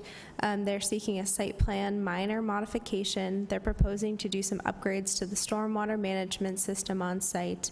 That's the full extent of the change they're seeking approval for. So with a minor modification, if the board deems it minor, there is no public hearing required. Wait a minute.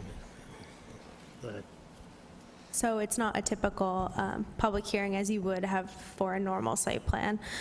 So as part of the detailed history to this specific application, they've been working with DPW to finalize an easement and an agreement with the town so they can install some updated infrastructure across Hardscrabble Road, so the applicant will be responsible for maintaining it. I can talk more about what they're proposing. I think Mr. Walsh is also going to give a brief. Did we already make the decision that it was not minor or major? We didn't, we can go past, talk about that tonight. I can't take anything out. But I'll cut to the chase with my comments here. So the application was opened in October of last year. At that time, we had a different board membership, so the only eligible members to vote tonight are Ronnie, and Glenn. So Darkesh was not eligible, was not in attendance to the 2 meetings it was opened, and our other board members were not on the board at the time. So unfortunately, the board does not have the ability to act on this item tonight. I would ask, and by the ability to act, I mean they're not able to continue the item. They're not able to approve or approve a withdrawal if the applicant sought that, to withdraw and resubmit so they could seek approval. So the board's in a very atypical situation where they have no power to act. And in that case, there's typically a 45-day period where the applicant would receive constructive approval. So unfortunately, with the changes in the board quorum, it's out of anyone's hands, and it's an unfortunate situation that can happen when we have applications get continued like this. So I would just ask that Mr. Walsh come up and give a brief presentation and just describe some of the background for the board members who weren't here, and just as normal order of business. But before that, I'm happy to answer any questions. And I've asked Rose to look into through the town council, if there's any alternative to that, because we've had to say, there's got to be something that covers something, or I'm hoping there is, because I am not in any way in favor of constructive approval. We spent too much time on it, and Rose, the board members would be Ron, Glenn, and Jason? Jason was in attendance for one meeting, so he would be able to watch the video and sign a Mullen affidavit. Yourself missed 2 meetings, so unfortunately, you can only miss one and still participate. So if Jason was able to attend, he would be able to be that third member we need for quorum. He could if he was, if he happened to be home at that time or whatever, we can look into that too. Absolutely, and as Mr. Brooks stated, we have 45 days before constructive approval would happen, and we do have another meeting. September 8th will fall before that deadline, so if council comes back with an alternative, we would be able to discuss it at our next meeting if there are alternatives. My concern with the whole thing is that, and I've said it right along in all their meetings, is they're just not the cleanest facility that I've ever seen. And they're putting effluent into our reservoir that feeds the town wells. So I can't understand why there isn't more concern with this. I want to know why would we allow it in any way? And so all they're doing is they're going to make it a little better. So they admit that it's already not been good, and they're going to improve it a little bit. So I think we got to try to make sure that we can have some type of control over this. Any comments? I know we don't do Zoom calls very much on this board, but if Jason was to Zoom in, call in the next meeting, then would he be able to have a vote? Yes. If he was available to attend, if the board wanted to authorize a remote meeting. If the hearing's open today, he would be missing a second. The next meeting. Holding the meeting today would be the second meeting he would miss. If we were doing that today? That would disqualify him if it was discussed. We missed today.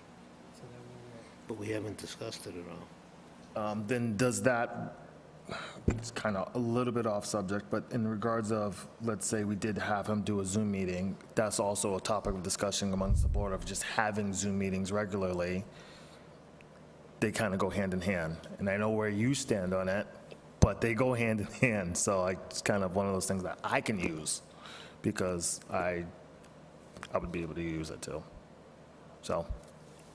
Through the chair, I will say we're in an extremely unique situation where this application was continued for about 8 months, and a lot of that had to do with the town wanting to secure an easement for the applicant's use of town property. So that's an abnormal situation. We have 3 board members that are no longer serving on the board.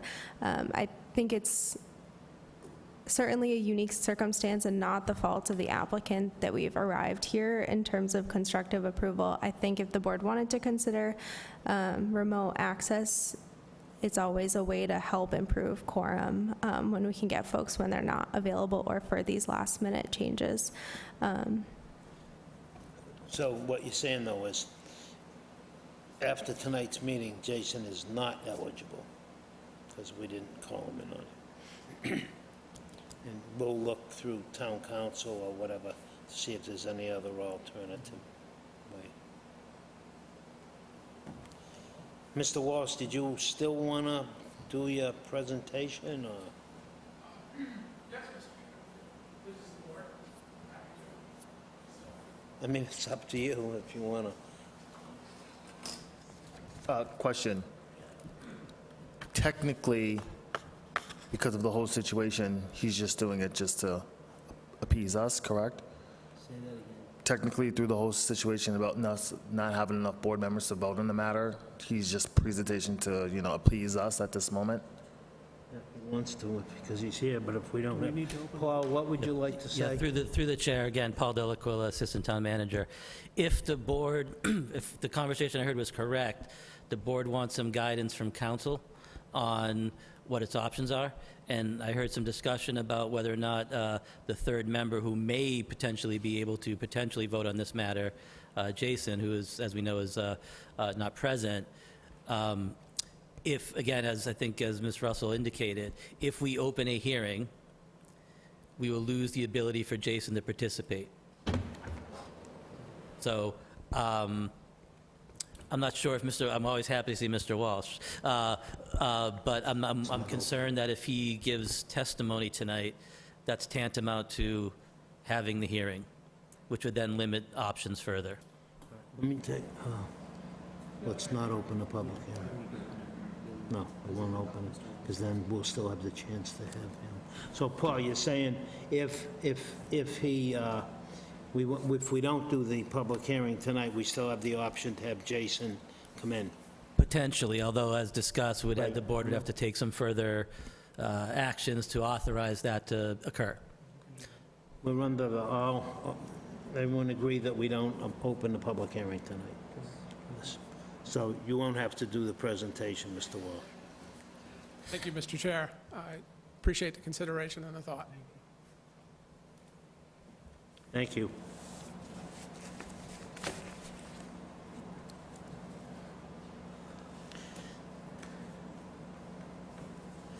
Okay, number 5 on the agenda is 190 Washington Street, AKA Commerce Drive, Lot 1, PB 26-7, site plan modification.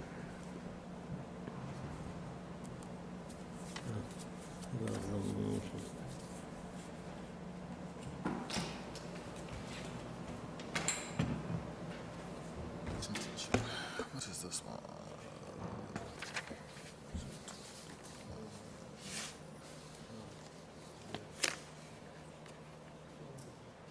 Good evening. My name's Travis Brown with Turning Point Engineering.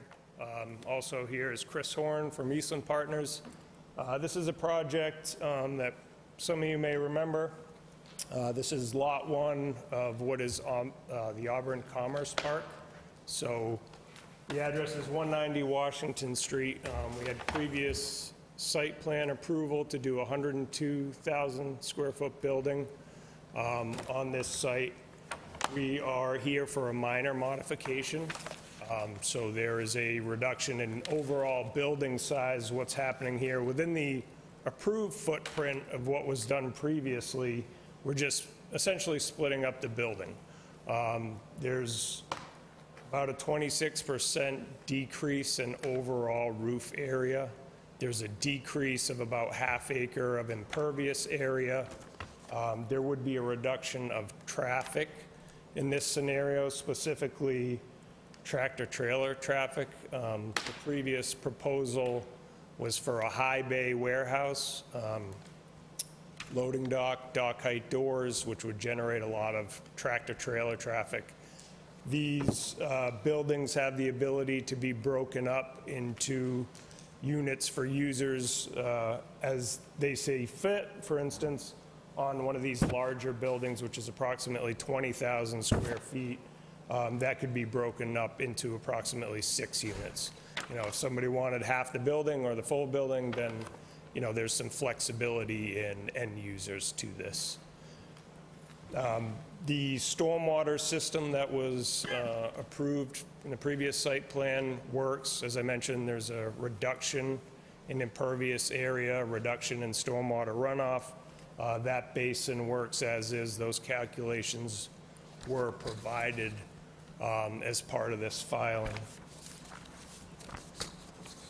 This second sheet just shows the general overlay of what was previously approved. This black line towards the rear, that was the limit of impervious area on the approved site plan. A lot of that area, as you can see, landscape area. Basin remains unchanged. The only thing that changed from a stormwater perspective is placement of catch basins and drainage structures. So again, that information was provided. This has been reviewed by DPW. They did offer a handful of what we consider minor comments. Those were addressed today. We could get any follow-up information to the board as you see fit. Eastland is actively working on this project. Probably many of you drive by. There will be work to Route 20 as part of this too. You probably remember there was Mass DOT involvement plans when we were here doing the 3-lot subdivision for Commerce Drive. With that said, happy to answer any questions, but again, looking for a minor modification. The Well, reductions. certainly, in my estimation, to go from 102,000 square foot building down to that, the reduction is almost irrelevant, because you don't know what kind of traffic, and it certainly is not a minor modification. That's my opinion. Certainly not a minor modification. And you don't even know what businesses you're going in, or what kind of traffic and volume it's going to be. Yeah, so originally this project was done through MIPA. So this was, using the traffic for MIPA, this was a automobile dealership, which generates a high number of traffic, as we all know. It doesn't, I disagree with that. Automobile dealership does not have hundreds of cars going in and out all day. With service, I would absolutely challenge that. Here nor there, on the previous site plan, there was no additional traffic study for that. It was understood by the members of the board that the traffic was less than what was stated and permitted through the state under the MIPA. It's my opinion, and the rest of the board have to, make their opinion clear, that it's not a minor modification. It's not that you can't do that, it's just that it's not a minor modification by any means. Through the chair, I wasn't here for the first round, so I'm not sure what we're revising from. What was it before? Yeah, I can show you. 102,000 square foot building with maybe one tenant, possibly two, but all trucks and everything else, going down to 6 smaller buildings with probably around 23 different tenants, and not knowing what any of those businesses are going to be. So, yeah, so here is the original plan, sir. 102,000 square foot building, same access point. I don't know if you Yeah, I can see it. Yeah, that chair's in the way, but same access point here out on Route 20. This road is constructed. This is the cul-de-sac that leads to a couple other commercial businesses. Same access point here, same access point here, same limit of work, same general grading. The only thing that changed is we've chopped that building up and moved it around, decreased impervious area, in our minds, decreased traffic, specifically trailer truck traffic, as there's no dock height doors on the proposal that we're coming in with the 6 buildings. Stormwater It's all going to basin- feed on to Commerce, though, and still have to come out in amongst all the other trailer trucks from Ross and everybody else down Yep, there. same exact access point. How is it less impervious? There's a reduction in asphalt, as I was showing this overlay. This was the limit of impervious area on the Okay. previous plan. Now that we've chopped the building up into fit parking and landscape areas, So it's going to be all dirt in between the buildings and no asphalt or anything? nope, there will be asphalt parking, but you're adding landscape where there was a sea of asphalt before. It's only a short strip in the back. I don't see any sea of asphalt. On the previous proposal, this black was all asphalt through here, through here. Is it half an acre more? Yes, I'm looking at C 3.0. Is there parking directly in the middle? There would be parking down the middle, so each one of those aisles is over 30 feet. So you would have single barrel parking down the middle.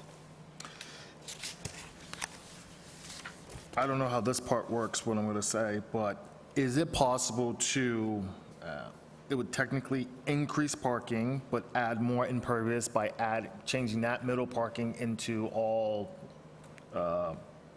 grass, and then having parking on either side, making the 2 lanes a little bit tighter? Does that make sense? Yeah, it makes sense. I mean, we've already decreased it half an acre from what was originally approved. You know, this gets, Eastland what they want with the buildings that they want, provides the parking. The parking calculations show that we meet the minimum based on the building size and employee count, so. It's just to add more drainage, natural drainage in the middle of the block is what I'm trying to get to.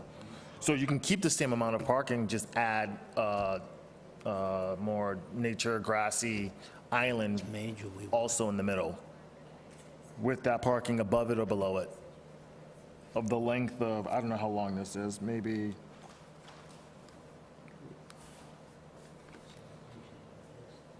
I would have to sketch it, but hopefully I'm... I know what you're saying. yeah. I don't think it achieves what Eastland wants to do. What's the hesitation on your end? Our end? Yeah, just Yeah, I from mean, what I'm saying, I'm just Just trying to... because, so if I can just go back a little bit, like Travis said, we did add a half acre of landscaping based on what we have approved Yep. now.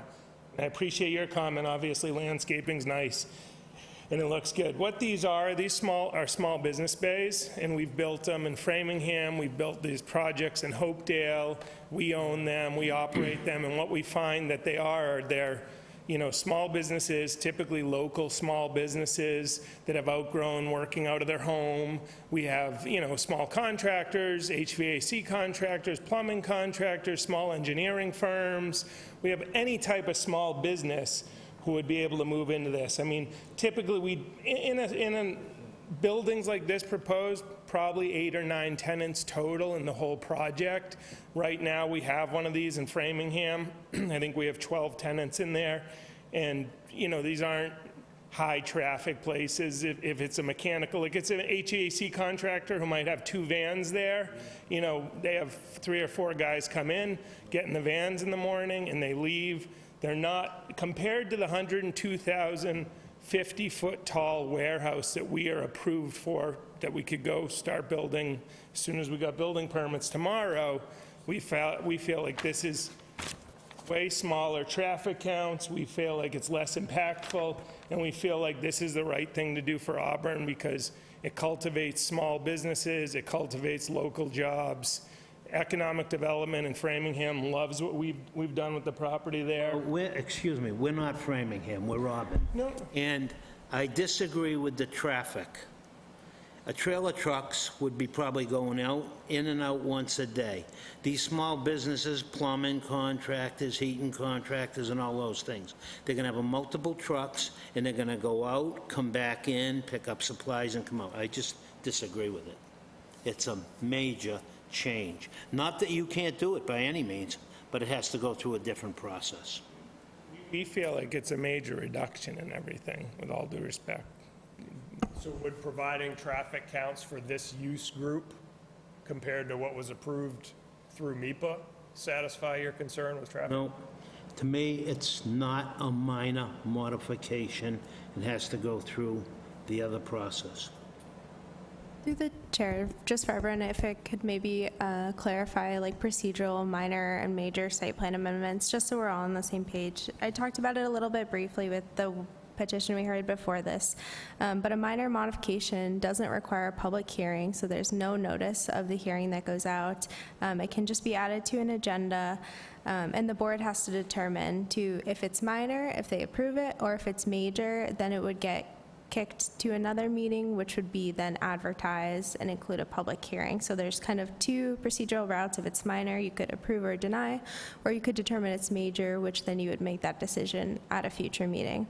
And in the board packet I prepared, it outlines some of the thresholds for determining a major versus a minor site plan amendment. So some of the, and I don't think these are all inclusive, so there could be other things, but some things that the rules and regulations call out are minor site plan revisions could be examples of an expansion of a building by 25%, revised parking layouts, or architectural changes that do not significantly change the use or appearance.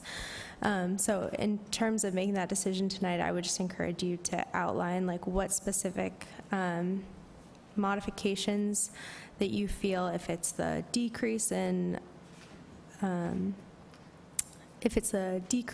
building area, the number of parking spaces, the layout, whatever, you make that determination on whether it be major or minor, that you just outline specific items.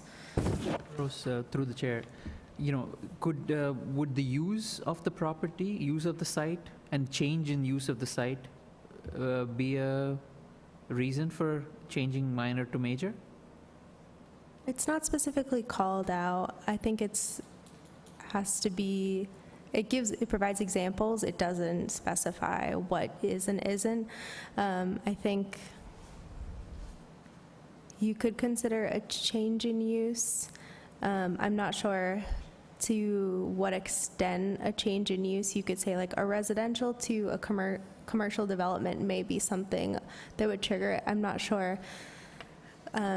We're going from like a pretty industrial scale here from what was approved to a much smaller scale, or potentially smaller scale. It may be multiple, one operator that rents multiple business, so it may not be that small scale, but you see what I'm saying, like in terms of like how different the uses are.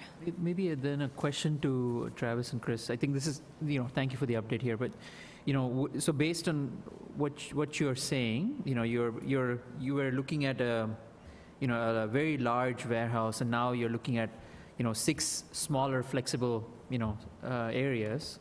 That requires a different set of clientele, right?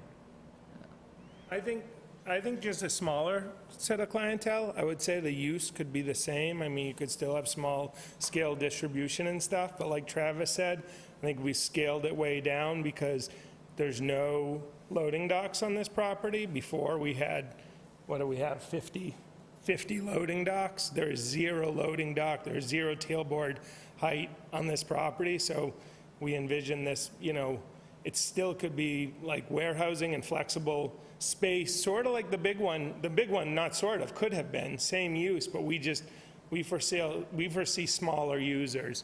And while you have these dash lines here, those are column lines for our plan. We wouldn't break up.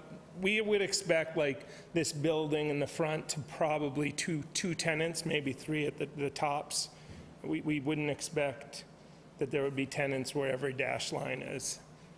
I think that's the unknown is where I think, going back to Ron's point, where is the impacts on potential traffic, right? So we would not know, because you're not sure on who your client would be. It is unknown on how much of increase would that cause to traffic, right? Right. It could be, it doesn't have to be a tractor trailer, but even a small car, or 4 small cars can be more traffic than a tractor trailer, right? Something.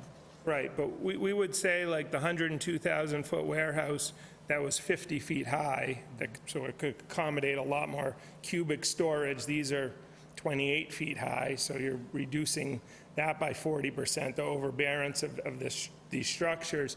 That could have been multiple tenants. We could have set that up to be, there could have been 16 or 20 tenants inside that building. There was nothing saying that wouldn't have happened.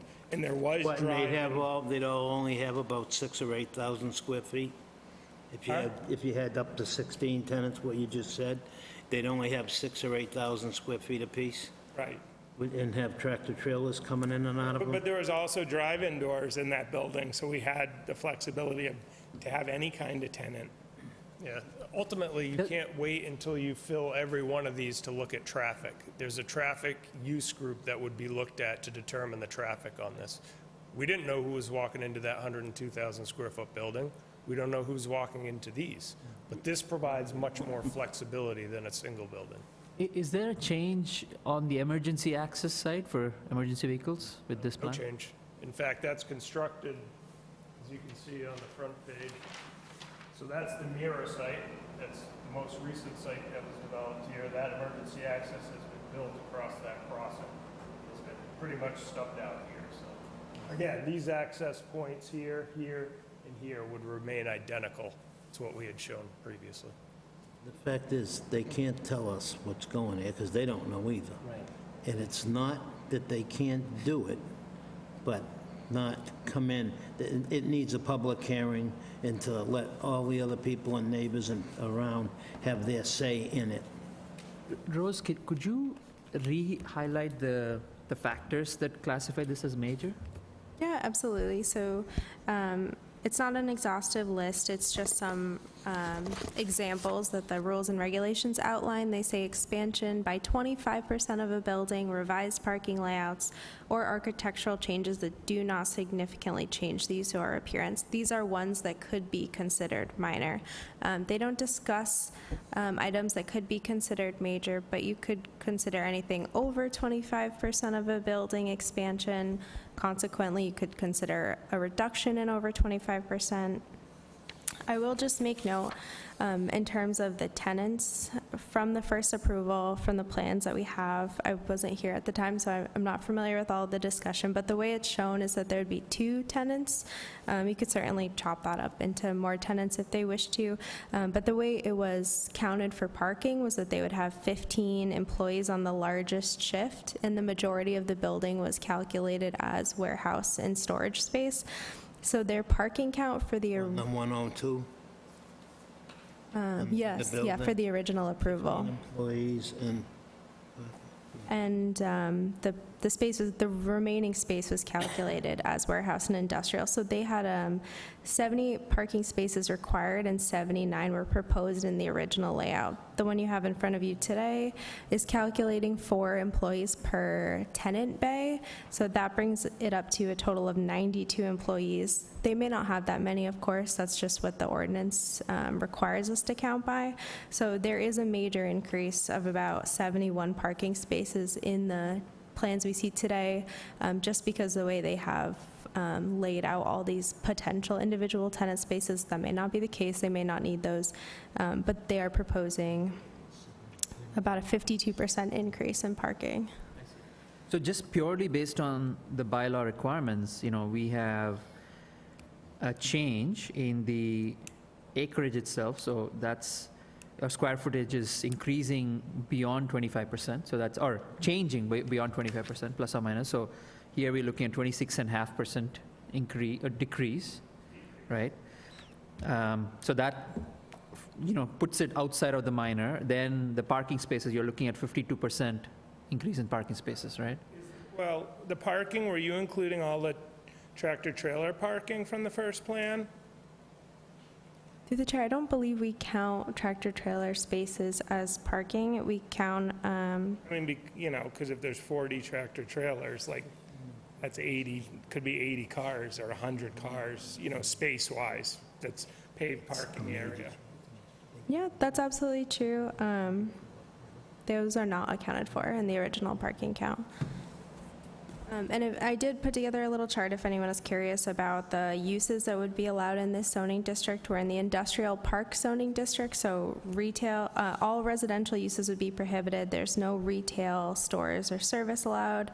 You could do food service by special permit, no food service with the drive-through.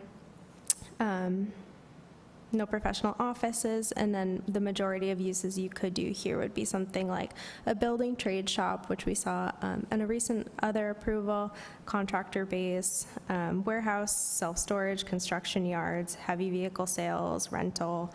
You could do a data center here, or light manufacturing. So there's a variety of uses, but the major, like office, retail, commercial, office, retail, residential would not be permitted. Was office, in office space utilization in your thought process? Yeah, I mean, in the original plan, there's office space in the 102,000 feet, just not, it's accessory office space. Yes. So yeah, if you had a small plumbing company or an HVAC company, you'd have a small office in the front. I mean, the ones we have in Framingham have Yeah. 100 square foot offices. There's 2 desks in there where somebody does the paperwork, but these, we're not looking at But I don't think that's the classification we're talking about, right? That's, we're That would talking be about permitted. accessory office. It's a warehouse. It's a warehouse, really. We've just decided that this serves, we believe this serves the community better. We believe this creates local jobs, local work, local businesses. I mean, this really, these are what, these spaces cultivate local businesses. We find like they're really exciting spaces, and they're really, really cool for economic development. And I don't disagree at all, Right, as I said right. a couple of times, but is not a minor modification, it's a major modification, and you really need to come back with a there can be public hearings, and the residents and anyone else that wants to be involved can be involved in site plan approval. Not that it would be denied by any case, it just has to go a different way. And also, Chris, I think just because, you know, the bylaws actually define that, right? We have, you know, if there is a change in more than 25% of the usage area, then, you know, in this case, we are reducing by 26.5%. So that pushes this into a major modification. So all it requires is a change in the process itself. I mean, the bylaw, the way it reads, says an increase in 25%, right? It does not say a reduction.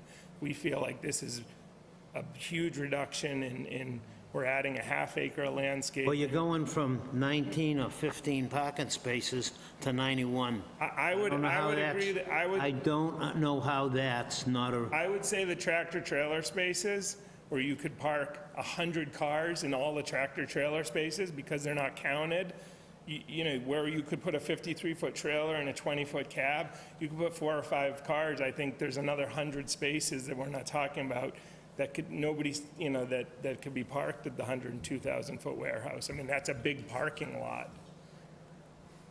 And like, you know, our feeling is we could go ahead and build the 102,000-foot, 50-foot high. That's your option.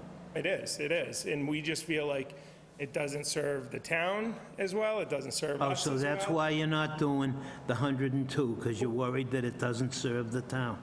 Why did you propose it in the first place? Times change, Rob. You can't Yeah. answer me. Yeah, I mean, everybody's putting up these, we could do it, I think it would be feasible, but I think this is a better use. Because we've done this in other towns and it's worked really well, and people are excited about having local places for local businesses. It's only a economic different development. process we're asking for, so. Do you have any questions, Glenn?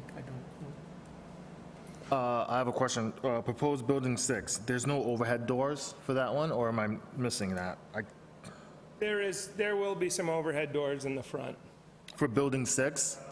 Just for building 6? I see all the other Not building overheads, 6. just for building 6? No, Overhead okay. doors. Yeah. Yes, ma'am. Yeah, sure.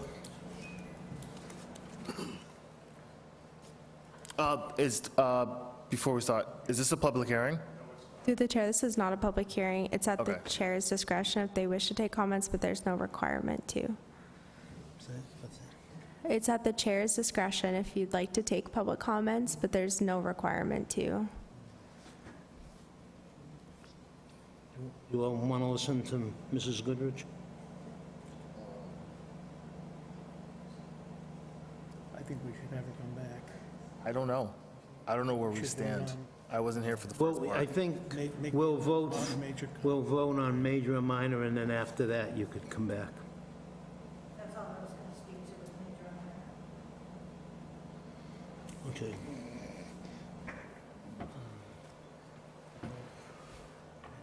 Motion to consider it a major. If I vote nay for a major or minor, does my nay go towards an approval, or just in a disagreement if they have to go reapply? Through the chair, Ricky, do you just mind saying it, just in case other folks have questions, just so we're clear? Hypothetically, because I don't know where my vote goes, if we go to an approval of a major or minor, if I voted nay to it having to go back as a minor, does that mean, in theory, I'm voting an approval for the set of plans? Like if 3 of us voted nay, does that mean this is approved versus that one person saying, yay, I want to go back to major? Through the chair, I would recommend 2 separate votes.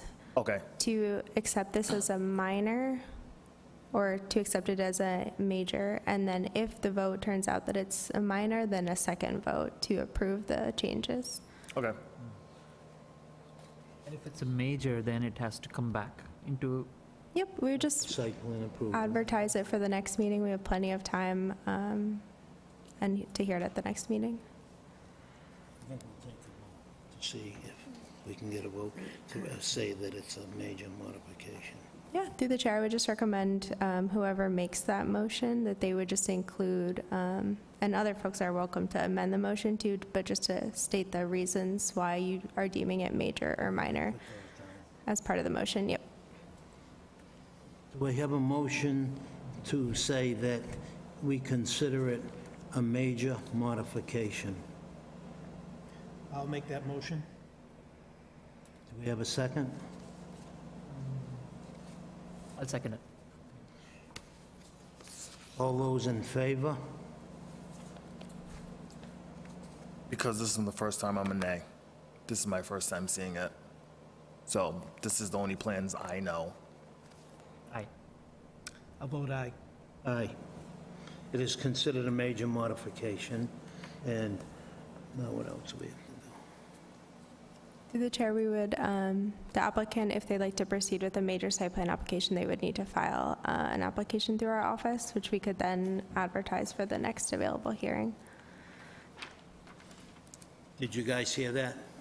Just for clarity, so we have a goalpost we're running towards, what are you looking for with respect to traffic? Because when we went with the original proposal, we didn't do any additional traffic from what was done originally for the subdivision. If we give you a memo with the trip generation for this use compared to what was done through MIPA, is that adequate? I think it's, we'll look at it. It's 6 buildings with, I think, 23 rentals, possibility whether you change that or not or modify it. And we'll look at it, and you don't know who the tenants are going to be, and so we certainly don't know. And we'll just have to figure it that, Speaking through the chair, I think they have a deadline they're trying to meet, and they don't want to waste their time getting this traffic study for the scenario that they're trying to fulfill. So they just want to know if that's the only thing they have to go out and get. So let's say we like this plan, but we want the traffic study. Is that sufficient enough? Or do we want them to say they need less tenants, more parking, or something like that? Because I believe their plans aren't changing. They're just going out to get the traffic study at this point. Through the chair, while we're on the topic, if we could also confirm if we're amenable to not having it peer reviewed, or if that's something the board would like to see, just so if we do, that we can move on it quickly, just to the extent of the changes, if the board is comfortable without one, or would like to see one.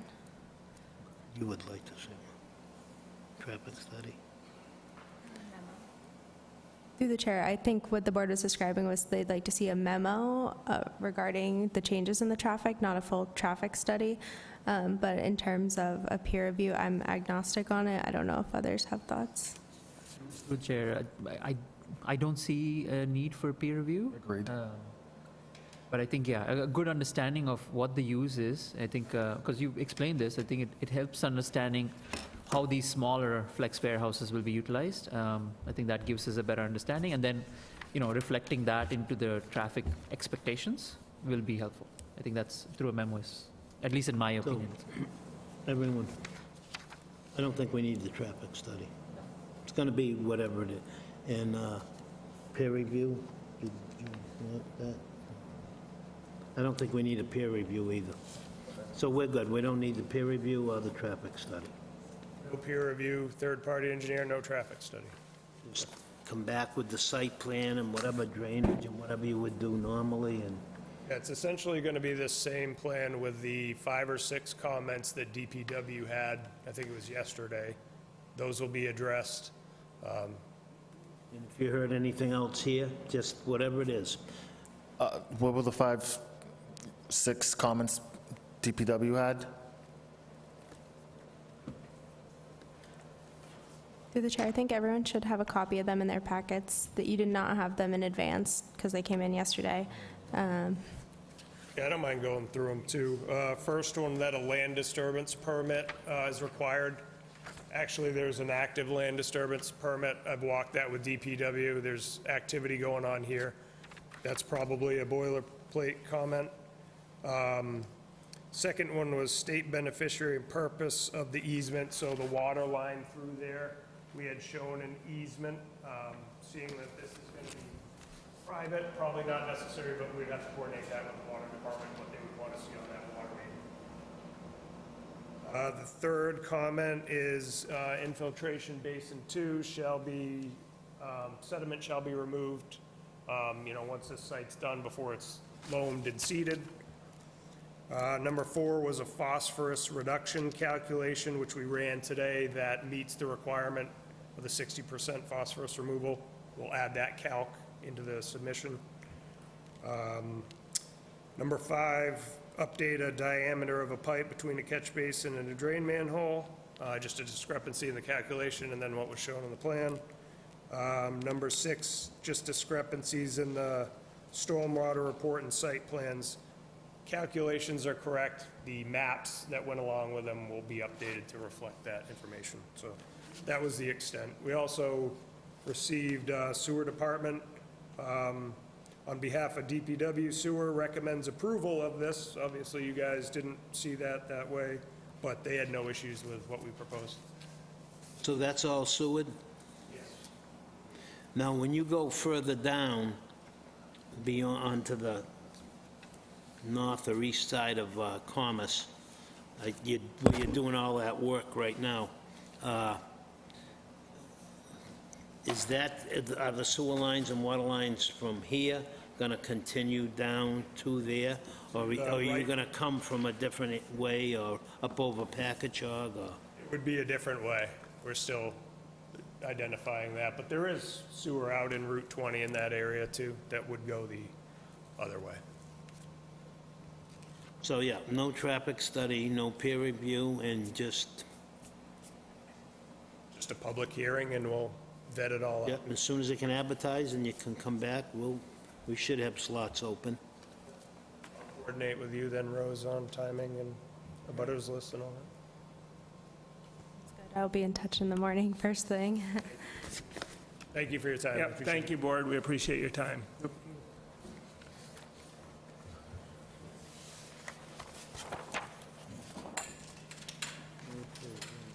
Number 6 on our agenda tonight is definitive subdivision, Stoneville Estates, Helens Way, 88 Wallace Ave, continued from July 14th, 2026. Request for performance agreement modification covenant.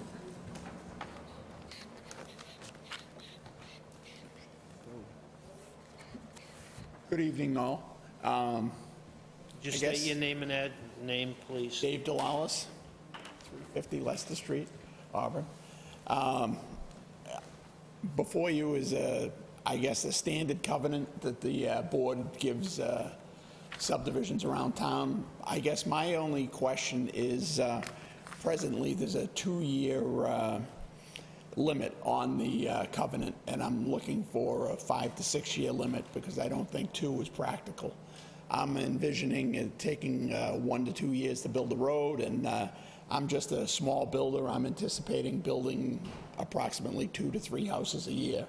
So it's going to take me 3 or 4 years to build, so I'm guessing total 5 to 6 years for the subdivision. So I'm fine with the covenant as it is. My lawyer's fine, with town council's fine. The only question is really the life of the covenant, that's all. So you estimate that it's going to take... I'm estimating 5 to 6 years. You guys have 2 years. We're just On the stepping covenant, it that's so all. we can see what a year and a half? to build the 1 to road? 2 years to build a road. I mean, just in Road has gotta be the explaining projects around town, like the Vinyl Street project now, that developer, he didn't get power for a year from National Grid. Where's this? Things come up. Oh, on Vinyl? Yeah, the Vinyl Street where you guys had approved duplexes 22 going in. duplexes on... National Grid took a year just to hook the project up with power, you know? Things happen. Yeah, that could happen. I've heard of it with a lot of other projects, commercial ones too. That would be my only request. I'm fine with the rest of the covenant as drawn. And then you'll build the road to town standards. Yes. up to, I'd get the drainage and binder in, and then I'd look to substitute the covenant with a cash bond and to build houses. Right, because I think we talked before he's got to have the road in before he starts to build. Through the chair, yeah, I can give a brief overview of the subdivision options they have available. So a developer can choose how they want to set a performance agreement. They could do a cash bond, they could do a covenant, a tri-party agreement's another form. A covenant, the road has to be in before they start building the houses. They can't build the houses or sell any of the individual lots until the road is in. Or they could build a portion of the road and come back and ask the planning board, hey, I've built this far, can I release certain lots from the covenant? They could do that. Or, as Mr. Delalas suggested, after a certain point of construction, he would come back and ask for a bond to ensure the construction of that road while the houses are being built. That's when we figure out all the dollar amounts and the sidewalks, trees, everything. So it's up to the developer to choose how they want to secure it. The planning board's role is to determine that that security, surety is adequate. So the covenant before you, we had suggested a timeline of 2 years. The subdivision standards, as they are written today, require 2 years from endorsement of the plan to basically everything being finalized or the road being constructed. That's obviously a pretty accelerated timeline. And in this case, the plan has already been endorsed. So that's the timeline that we're using to say the plan's already been endorsed, but the hearing to approve this security is really like the date we have to go for. So I don't think we have a suggested alternate. If the board thinks 4, 5, 6 years is an appropriate timeline, I don't think we have an opinion either way. It's up to the board what they feel is appropriate. The applicant can also come in at any time and change the form of security. They can also come in, I believe it's 90 days before that expiration date, they would have to file for an extension of time, and the board could grant an extension of time. Obviously, you don't want to see a partially built subdivision stand there if they're moving on it, so it's not a final date they have to be done by. They can always come and say, I need more time. There's these outside factors, construction costs, workers, pandemics, you never know. So even if there is a shorter timeline, they could always extend it later on. It just seems like 2 years is pretty optimistic. I would agree. That doesn't seem to be practical anymore. We should probably look at changing that standard. I don't have any problem with 5 or 6 years to do it. I don't know how the other members feel. Dave's in town, he's not gonna, are you gonna do it yourself, or are you? I'm not sure yet. I'm not sure yet. But anything, I'm sorry, is this open to public comment? Eventually. I'll let you. I just want to make sure before a decision is made. You know, if, whatever you agree to here, if you are not the guy that's gonna do it, that person will have to Yes, they take have to abide by the everything covenant. that Yes. we do, and would that, if he sold it, would that person have to come before us? Through the chair, I think they would assume the covenant that's in place when they purchase it. Should they want to come in and amend it, they could at that point. I don't know that they would have to appear to notify the board that there's a new owner.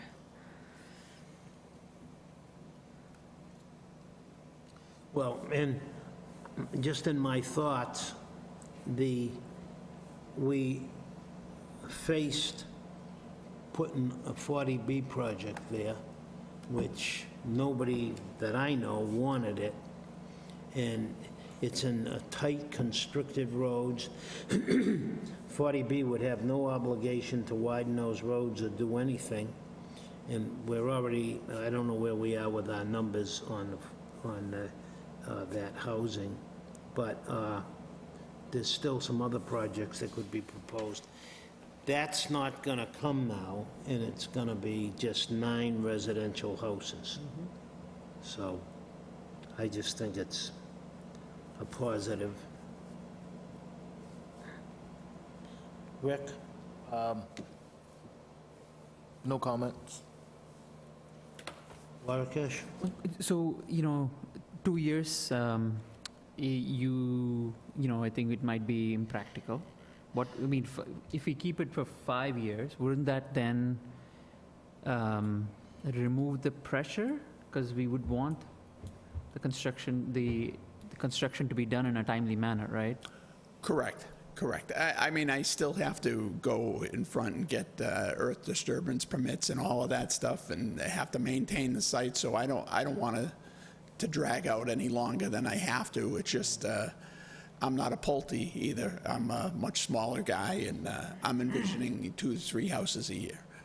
I would say that if we keep the 2-year timeline and then, we as a board are open to extension, reasonable extension, if we see the progress, I think that might be a more, I think maybe possible approach than changing the timeline now to 5 to 6 years. I just don't want us to keep take the pressure off, and that way, we're losing track of time, and then before you know it, 5 years are here, right? So that's my thought.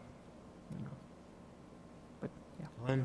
Well, I know a friend of mine, he bought one house, knocked it down, and put up a duplex, and it still took him 2 years. So I really think Dave needs a lot more time than just 2 years to do what he needs to do with 9 houses. So.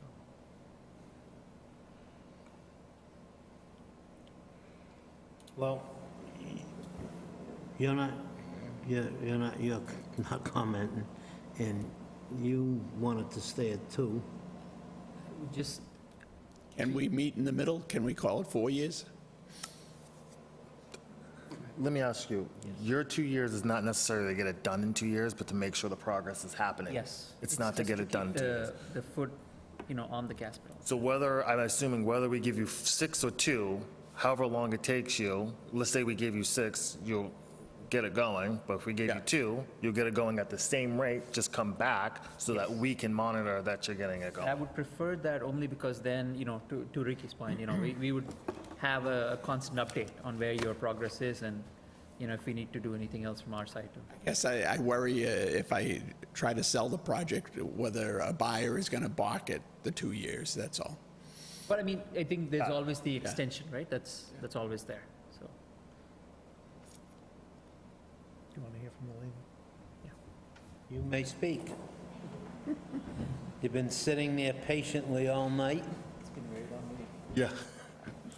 Hello again, Jennifer Steinberg, 36 Wallace Avenue. I truly appreciate Mr. Nalan. Yes, I believe 2 years for this area of Wallace Avenue, which is very constricted for those of you who have visited it, to see how school buses pass through. This is going to be a construction zone. There are neighbors abutting. As you remember, a year and a half ago when this room was full of all the neighbors all around this area, and I think you've owned this property for about 20 years. 15, right? So, I think a 2-year, deadline to see that progress is being made effectively makes a lot of sense, because we're talking about construction on an already very busy street with construction vehicles that are going to have to be going in and out of this property, right, to actually create the road, right? All the rubble that comes from it has to come out of the road. The area that goes down from where this location is to Berlin is a really kind of constricted area. If you have cars parked on both sides, getting a construction vehicle through will be tight anyway. I think it'll be important to see how school buses run amidst, the construction zone that this is going to create. I just think that, having that deadline of you must be making this progress in 2 years sounds very reasonable, just so that we see that progress is being made. As a neighbor on that street who's way at the other end, the much broader side that's not deeply impacted, I am just thinking about my neighbors on that end of the street who have many little kids who like to play in that street, whose cars are parked there, where it's just going to be important to show those people that progress is being made. And I'd like to trust that just 10 homes are going to be built there. 9. And that they're single-family, you know, because the traffic there is already heavy. And I just appreciate you guys thinking about this. You know, this is on a residential street, you know, and at the point where some of those businesses up here were belabored for many, many minutes about how many cars are going to go onto Route 20, you know, this is a residential street. So I just appreciate that you're going to sort of, you know, come back and you can show that progress is being made, and then you ask for, you know, 90 more days to show X more progress. I think it's more important than just saying, oh yeah, take 6 years, take a decade. You know, as somebody who lives on that street, I can't imagine having to listen to the din of construction for a decade. You know, it's a lot. So I think requiring that you show us this progress, you've built the road. He might build the road and realize this isn't feasible. I can't actually get these houses here, and I'm going to have to make all these changes to these plans. So I think that this 2-year deadline to just get the road in, you know, is important, and then, you know, to go from there. So I just appreciate you considering that, so that it's not this indeterminate number of years he has to do what he's going to do. Through the chair, I'm not familiar with Wallace. Is it street? It's Wallace Ave. Wallace Ave. Is it can you park on the street? Do people park on the street? Park on the street, and... But is it like, should be frowned upon, but it's just not? It's not the widest street. It's not the widest street.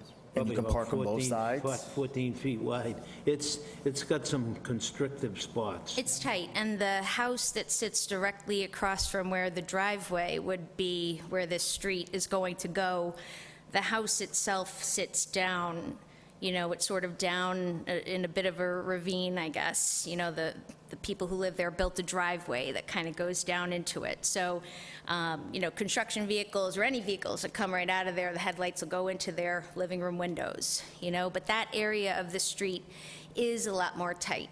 The end I'm on is the opposite end, which is closer to Rochdale Street. This end of Wallace Ave is closer to Berlin, where there's a locksmith right at the corner of Berlin and North Oxford Street.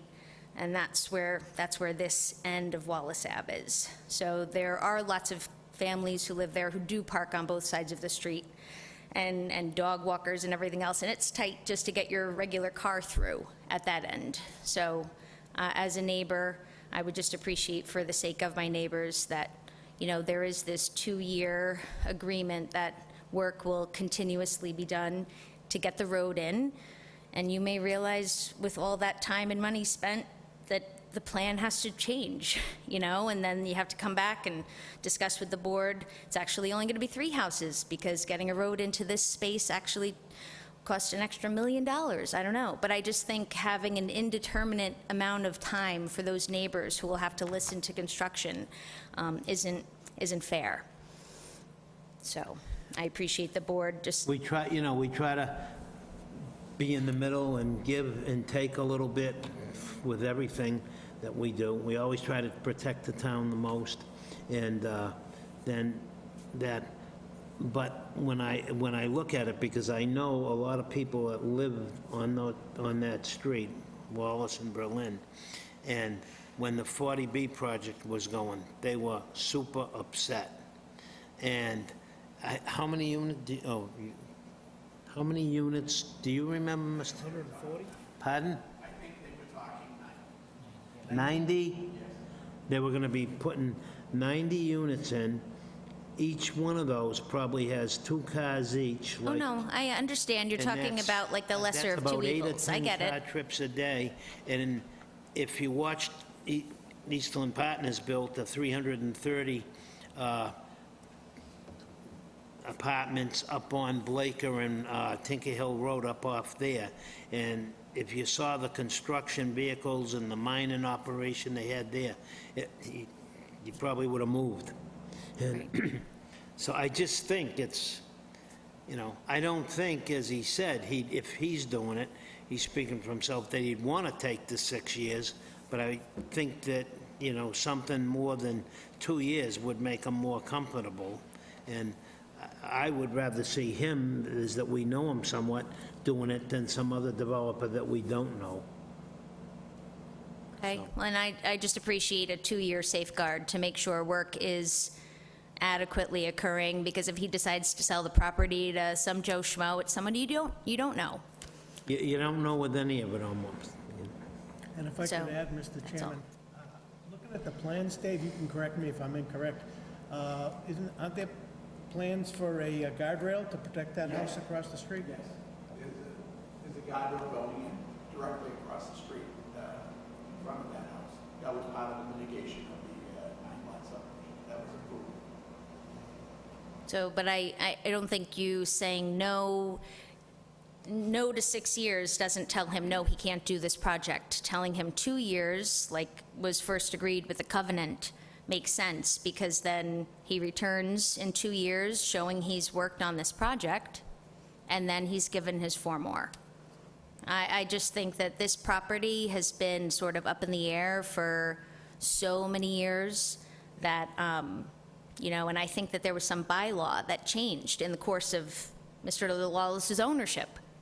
So what's going to happen in 10, you know, I just think that keeping it at the 2-year mark, make sure that Mr. DeLawless is working on this property, that it's not sort of, you know, falling by the wayside, and then the board is changed, and he sells the property, and there's all this gray area, and then somebody is going to come in and do a 40B. I think keeping it, you know, the road goes in the 2 years, that construction piece is done, the people on either side of that property understand what's really happening, that their lives are impacted the way that they are in those 2 years with the driveway. There's a guardrail that they see was put in place, that nothing has been, that they've not been lied to with any of the project, you know? So I just think that keeping it with that 2-year requirement, and then he comes back in 2 years and asks for, you know, 4 more. When does the 2 years kick in? So it ends on August 11, 2028. So it's today. Okay, so it starts today. Signing of the, yeah. Got it. That's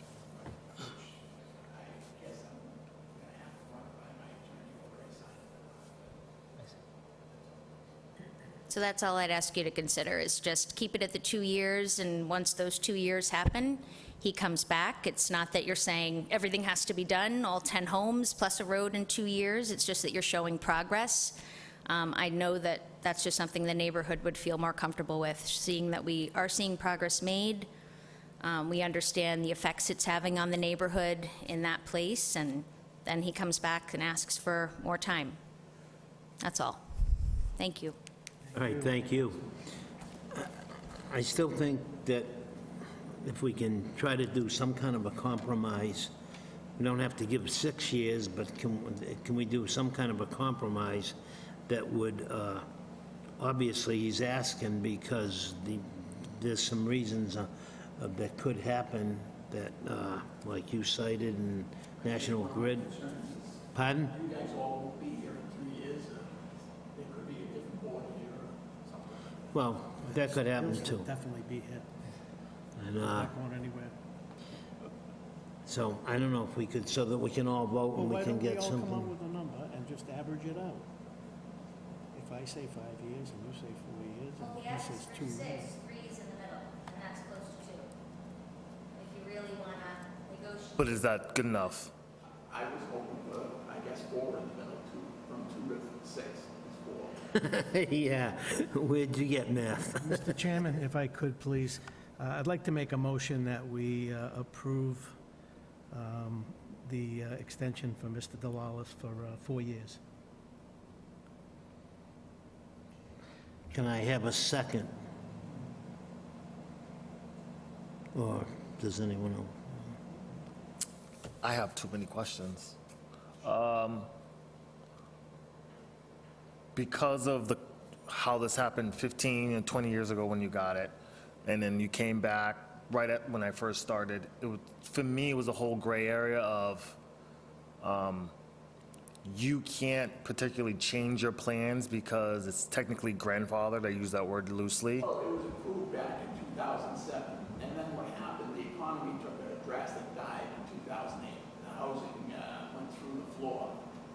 Sorry, excuse me, sir. Do you mind just coming up to the podium? No, you're good. Yeah, it was approved in 2007, the project, so it is approved. But then in 2008, the economy, the housing took a nasty dive, and then I got into other things. I got into commercial property around town, and I just kind of put it on the back burner. But then, as we all are used to paying our property taxes, now I have over $100,000 in property taxes on this property, and I'm sick of just cutting a check every year, so I want to either sell it or I'll build it out myself. And I used to build houses, and I make it back into it if I can't find someone to sell it to. But one way or another, I'd like to move forward with it because I'm just sick of cutting checks. So taxes. it was approved before, so why did you come back? I'm only coming back to get a bond to move forward with the road, because you can't, even though it was approved and it's grandfathered, it's still approved. Technically, whether I did it in 2008 or now, I'd still have to get a covenant to start building the road. That's all. And it's strictly a tax-driven thing right now. Through the chair, may I propose maybe 3 years, and then, with the potential for extension, as long as there is updates, reasonable updates on development? And reasonable progress. Reasonable progress, yeah. I think on his concern is, what do we count as reasonable? Well, not so much that. I mean, it could be a different board, and this is still, it was approved under 2007 standards, so that's what I'm expecting to build it at, which is 2007 standards is still better than 98% of the roads that are in town now. It just, your subdivision standards have changed a little bit, that's all. Well, what's the latest? Does anyone want to second his 4 years?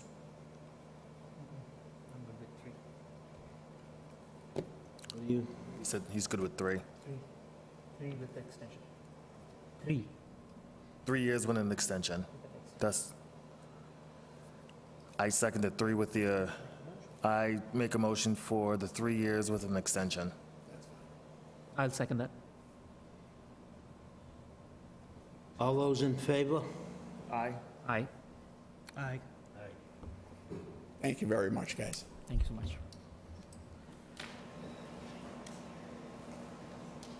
I'll try to be around for 3 years. Ron will be here. So. Thank you for your patience in sitting there all night. Of course. Back in 3 years. There you go. Thank you. Thank you so much. I don't doubt her for a minute. Yeah. She's a nice person. She is.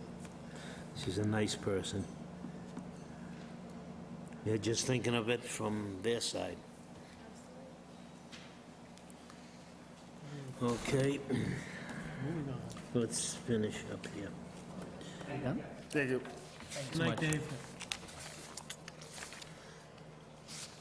Number 7, approval of minutes, 7/14/2026 and 7/21/2026. Do I have a motion to accept the minutes? Through the chair, I was just going to say, not all members were present at those hearings. I wrote down the initials of the folks that were here. If you have reviewed the minutes from those meetings, you are eligible to vote. But if you are voting, that's just confirming that you reviewed them and that you're all set with them, unless you have any edits. All right, well, I'll make a motion that we accept the wait a minute, minutes. was I ahead? Was I present, Rose? All minutes, or just for which date minutes are we talking? 7/14/2026, we'll do first. Was I there for that? Nope. Not there. Me? You Oh, were right. there, yeah, you both were there. I was there? For 7:14, you both were there. Yep. You only missed one meeting. The last one. We could take them individually, or if you've all reviewed them and you're okay to vote on them, you could just do that, unless you have any edits. Or if you'd prefer to abstain and wait for folks who were Did you there. see him, Duarkesh? No edits. Yeah, I'm all good. You're good? Yes. You're good? Yes. I'm good, okay. Make the motion. I'll make the motion to approve both the minutes. Second? Glenn? I don't know, I wasn't there for one of them. If I can second, I'm going to say second. All those in favor? Aye. Aye. Okay, minutes of 7/21/2026. I think his motion was for both We packages. just put both together. Wanted to do- Okay. Okay, number 8, communications, Rose, reschedule October 27th, 2026 meeting. Yeah, so that's the same night as town meeting, so we're just asking to reschedule. So we're back to a 2-week schedule, so our meeting before would be the Tuesday before that, and then the Tuesday after that, so we can't like shift a week. We could look at that Wednesday or look at canceling.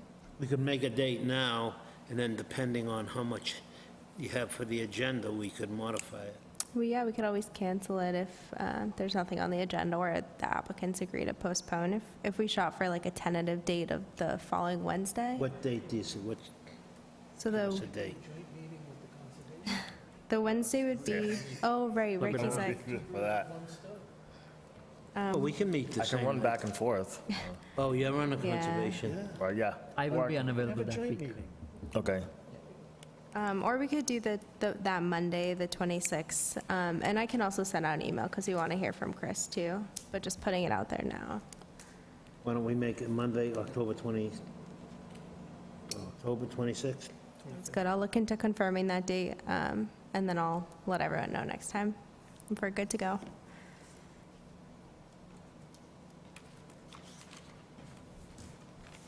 Do we have a motion? Do we have to make a motion? No. Okay. She's going to reschedule, and she'll send it out before. Okay, discussion on anything?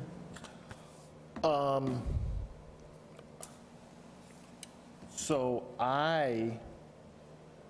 for this 148 Washington Street, it's not like an open thing, but I actually want to try to figure out implementing some changes in Auburn with like bike lanes and more sidewalks and more roundabouts, at least on Route 20 and other locations, and it kind of goes hand in hand with that same intersection. I don't fully know how that process works. I know I have a meeting with Dory at some point next month about it, but just putting that on you guys' radar for any ideas or anything like So is that. that updating the bylaws? No, so it's pretty much, in my mind, how I plan on going to the meeting is having a conversation and being like, hey, I have these ideas with, making Auburn a better walkable, bikeable town, a safer town. There is some lane reducing in my mind, and then some roundabouts here and there, because, slows down traffic, but it keeps traffic moving, because roundabouts statistically makes traffic move faster than stoplights. So just bring that up, because I'm going to have that meeting with her next month. So if you guys have any yays or nays, if you hate roundabouts or want to make them better or anything, I'm going to... I like them in some spots, depend on how big, I think it's going to take people a few more years to know the courtesy of them, but I think they're okay. Bike lanes, if they got to be in the right spot. Yep, agreed. If it's Lake Ave, Worcester, or Mill Street or something, I could see a bike lane. You don't want them like Kelly Square in Worcester, where they come down Millbury Street and a bunch of the streets, and then they die. There's no more bike lane. People just get killed in the middle of Kelly Square. And I spoke to Robert Moylan about that when they did that, because I think Pete Bobby was there. Well, my main road is Southbridge Street, from 99 all the way to, I call it the Verizon corner, but the high school Verizon corner. It's to get public bike lanes from all the way there to there, better sidewalks, more greenery. So it's just, I have all these ideas in my head. The bike lane on Route 12, though, you gotta remember, there's some crazy traffic on Route 12. People flying. Bike lane are we talking about? No, I mean, On He's Route saying on Route 12, if Route you 12. put- if you put a bike lane on Route That's a 12. Dunkin' Donuts. Yeah. tons Yep. of trucks. Trucks, there's It's not good. way too many curb cuts, there's the turnpike entrances and off-ramps, and the skip point, I mean, could be dangerous. I like the thought though, right? Like, between Packagug and Southbridge, And between, you don't even, maybe not even 99, but maybe somewhere even before that, and to the school, or, further into Verizon, if we put that loop, between that and Packagug, that might be a good bike lane, Okay. bike pathway, but something for you, for us to think about. But I like that strategy. That was it for me. I expect to see you guys on this bike lane, by the way. That's it for me. Duarkesh, anything else? No, nothing on my end. I will just miss the next meeting, but just a heads up. We'll miss you. You're going to be here? I'm not going to be here. September 8th. I'll be here, God willing. Any questions? Oh, I did want to say, and I meant to do it in the beginning, former Chairman John Reagan passed last week, and I think I'd like to have us bow our heads in a moment of silence for John.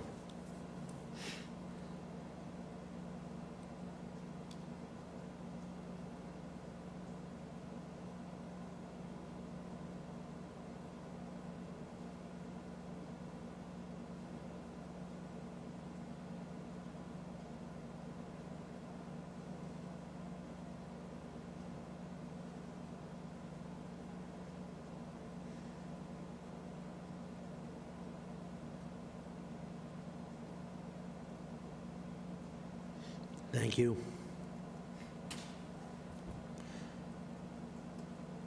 He was a great chairman. All right, adjourn.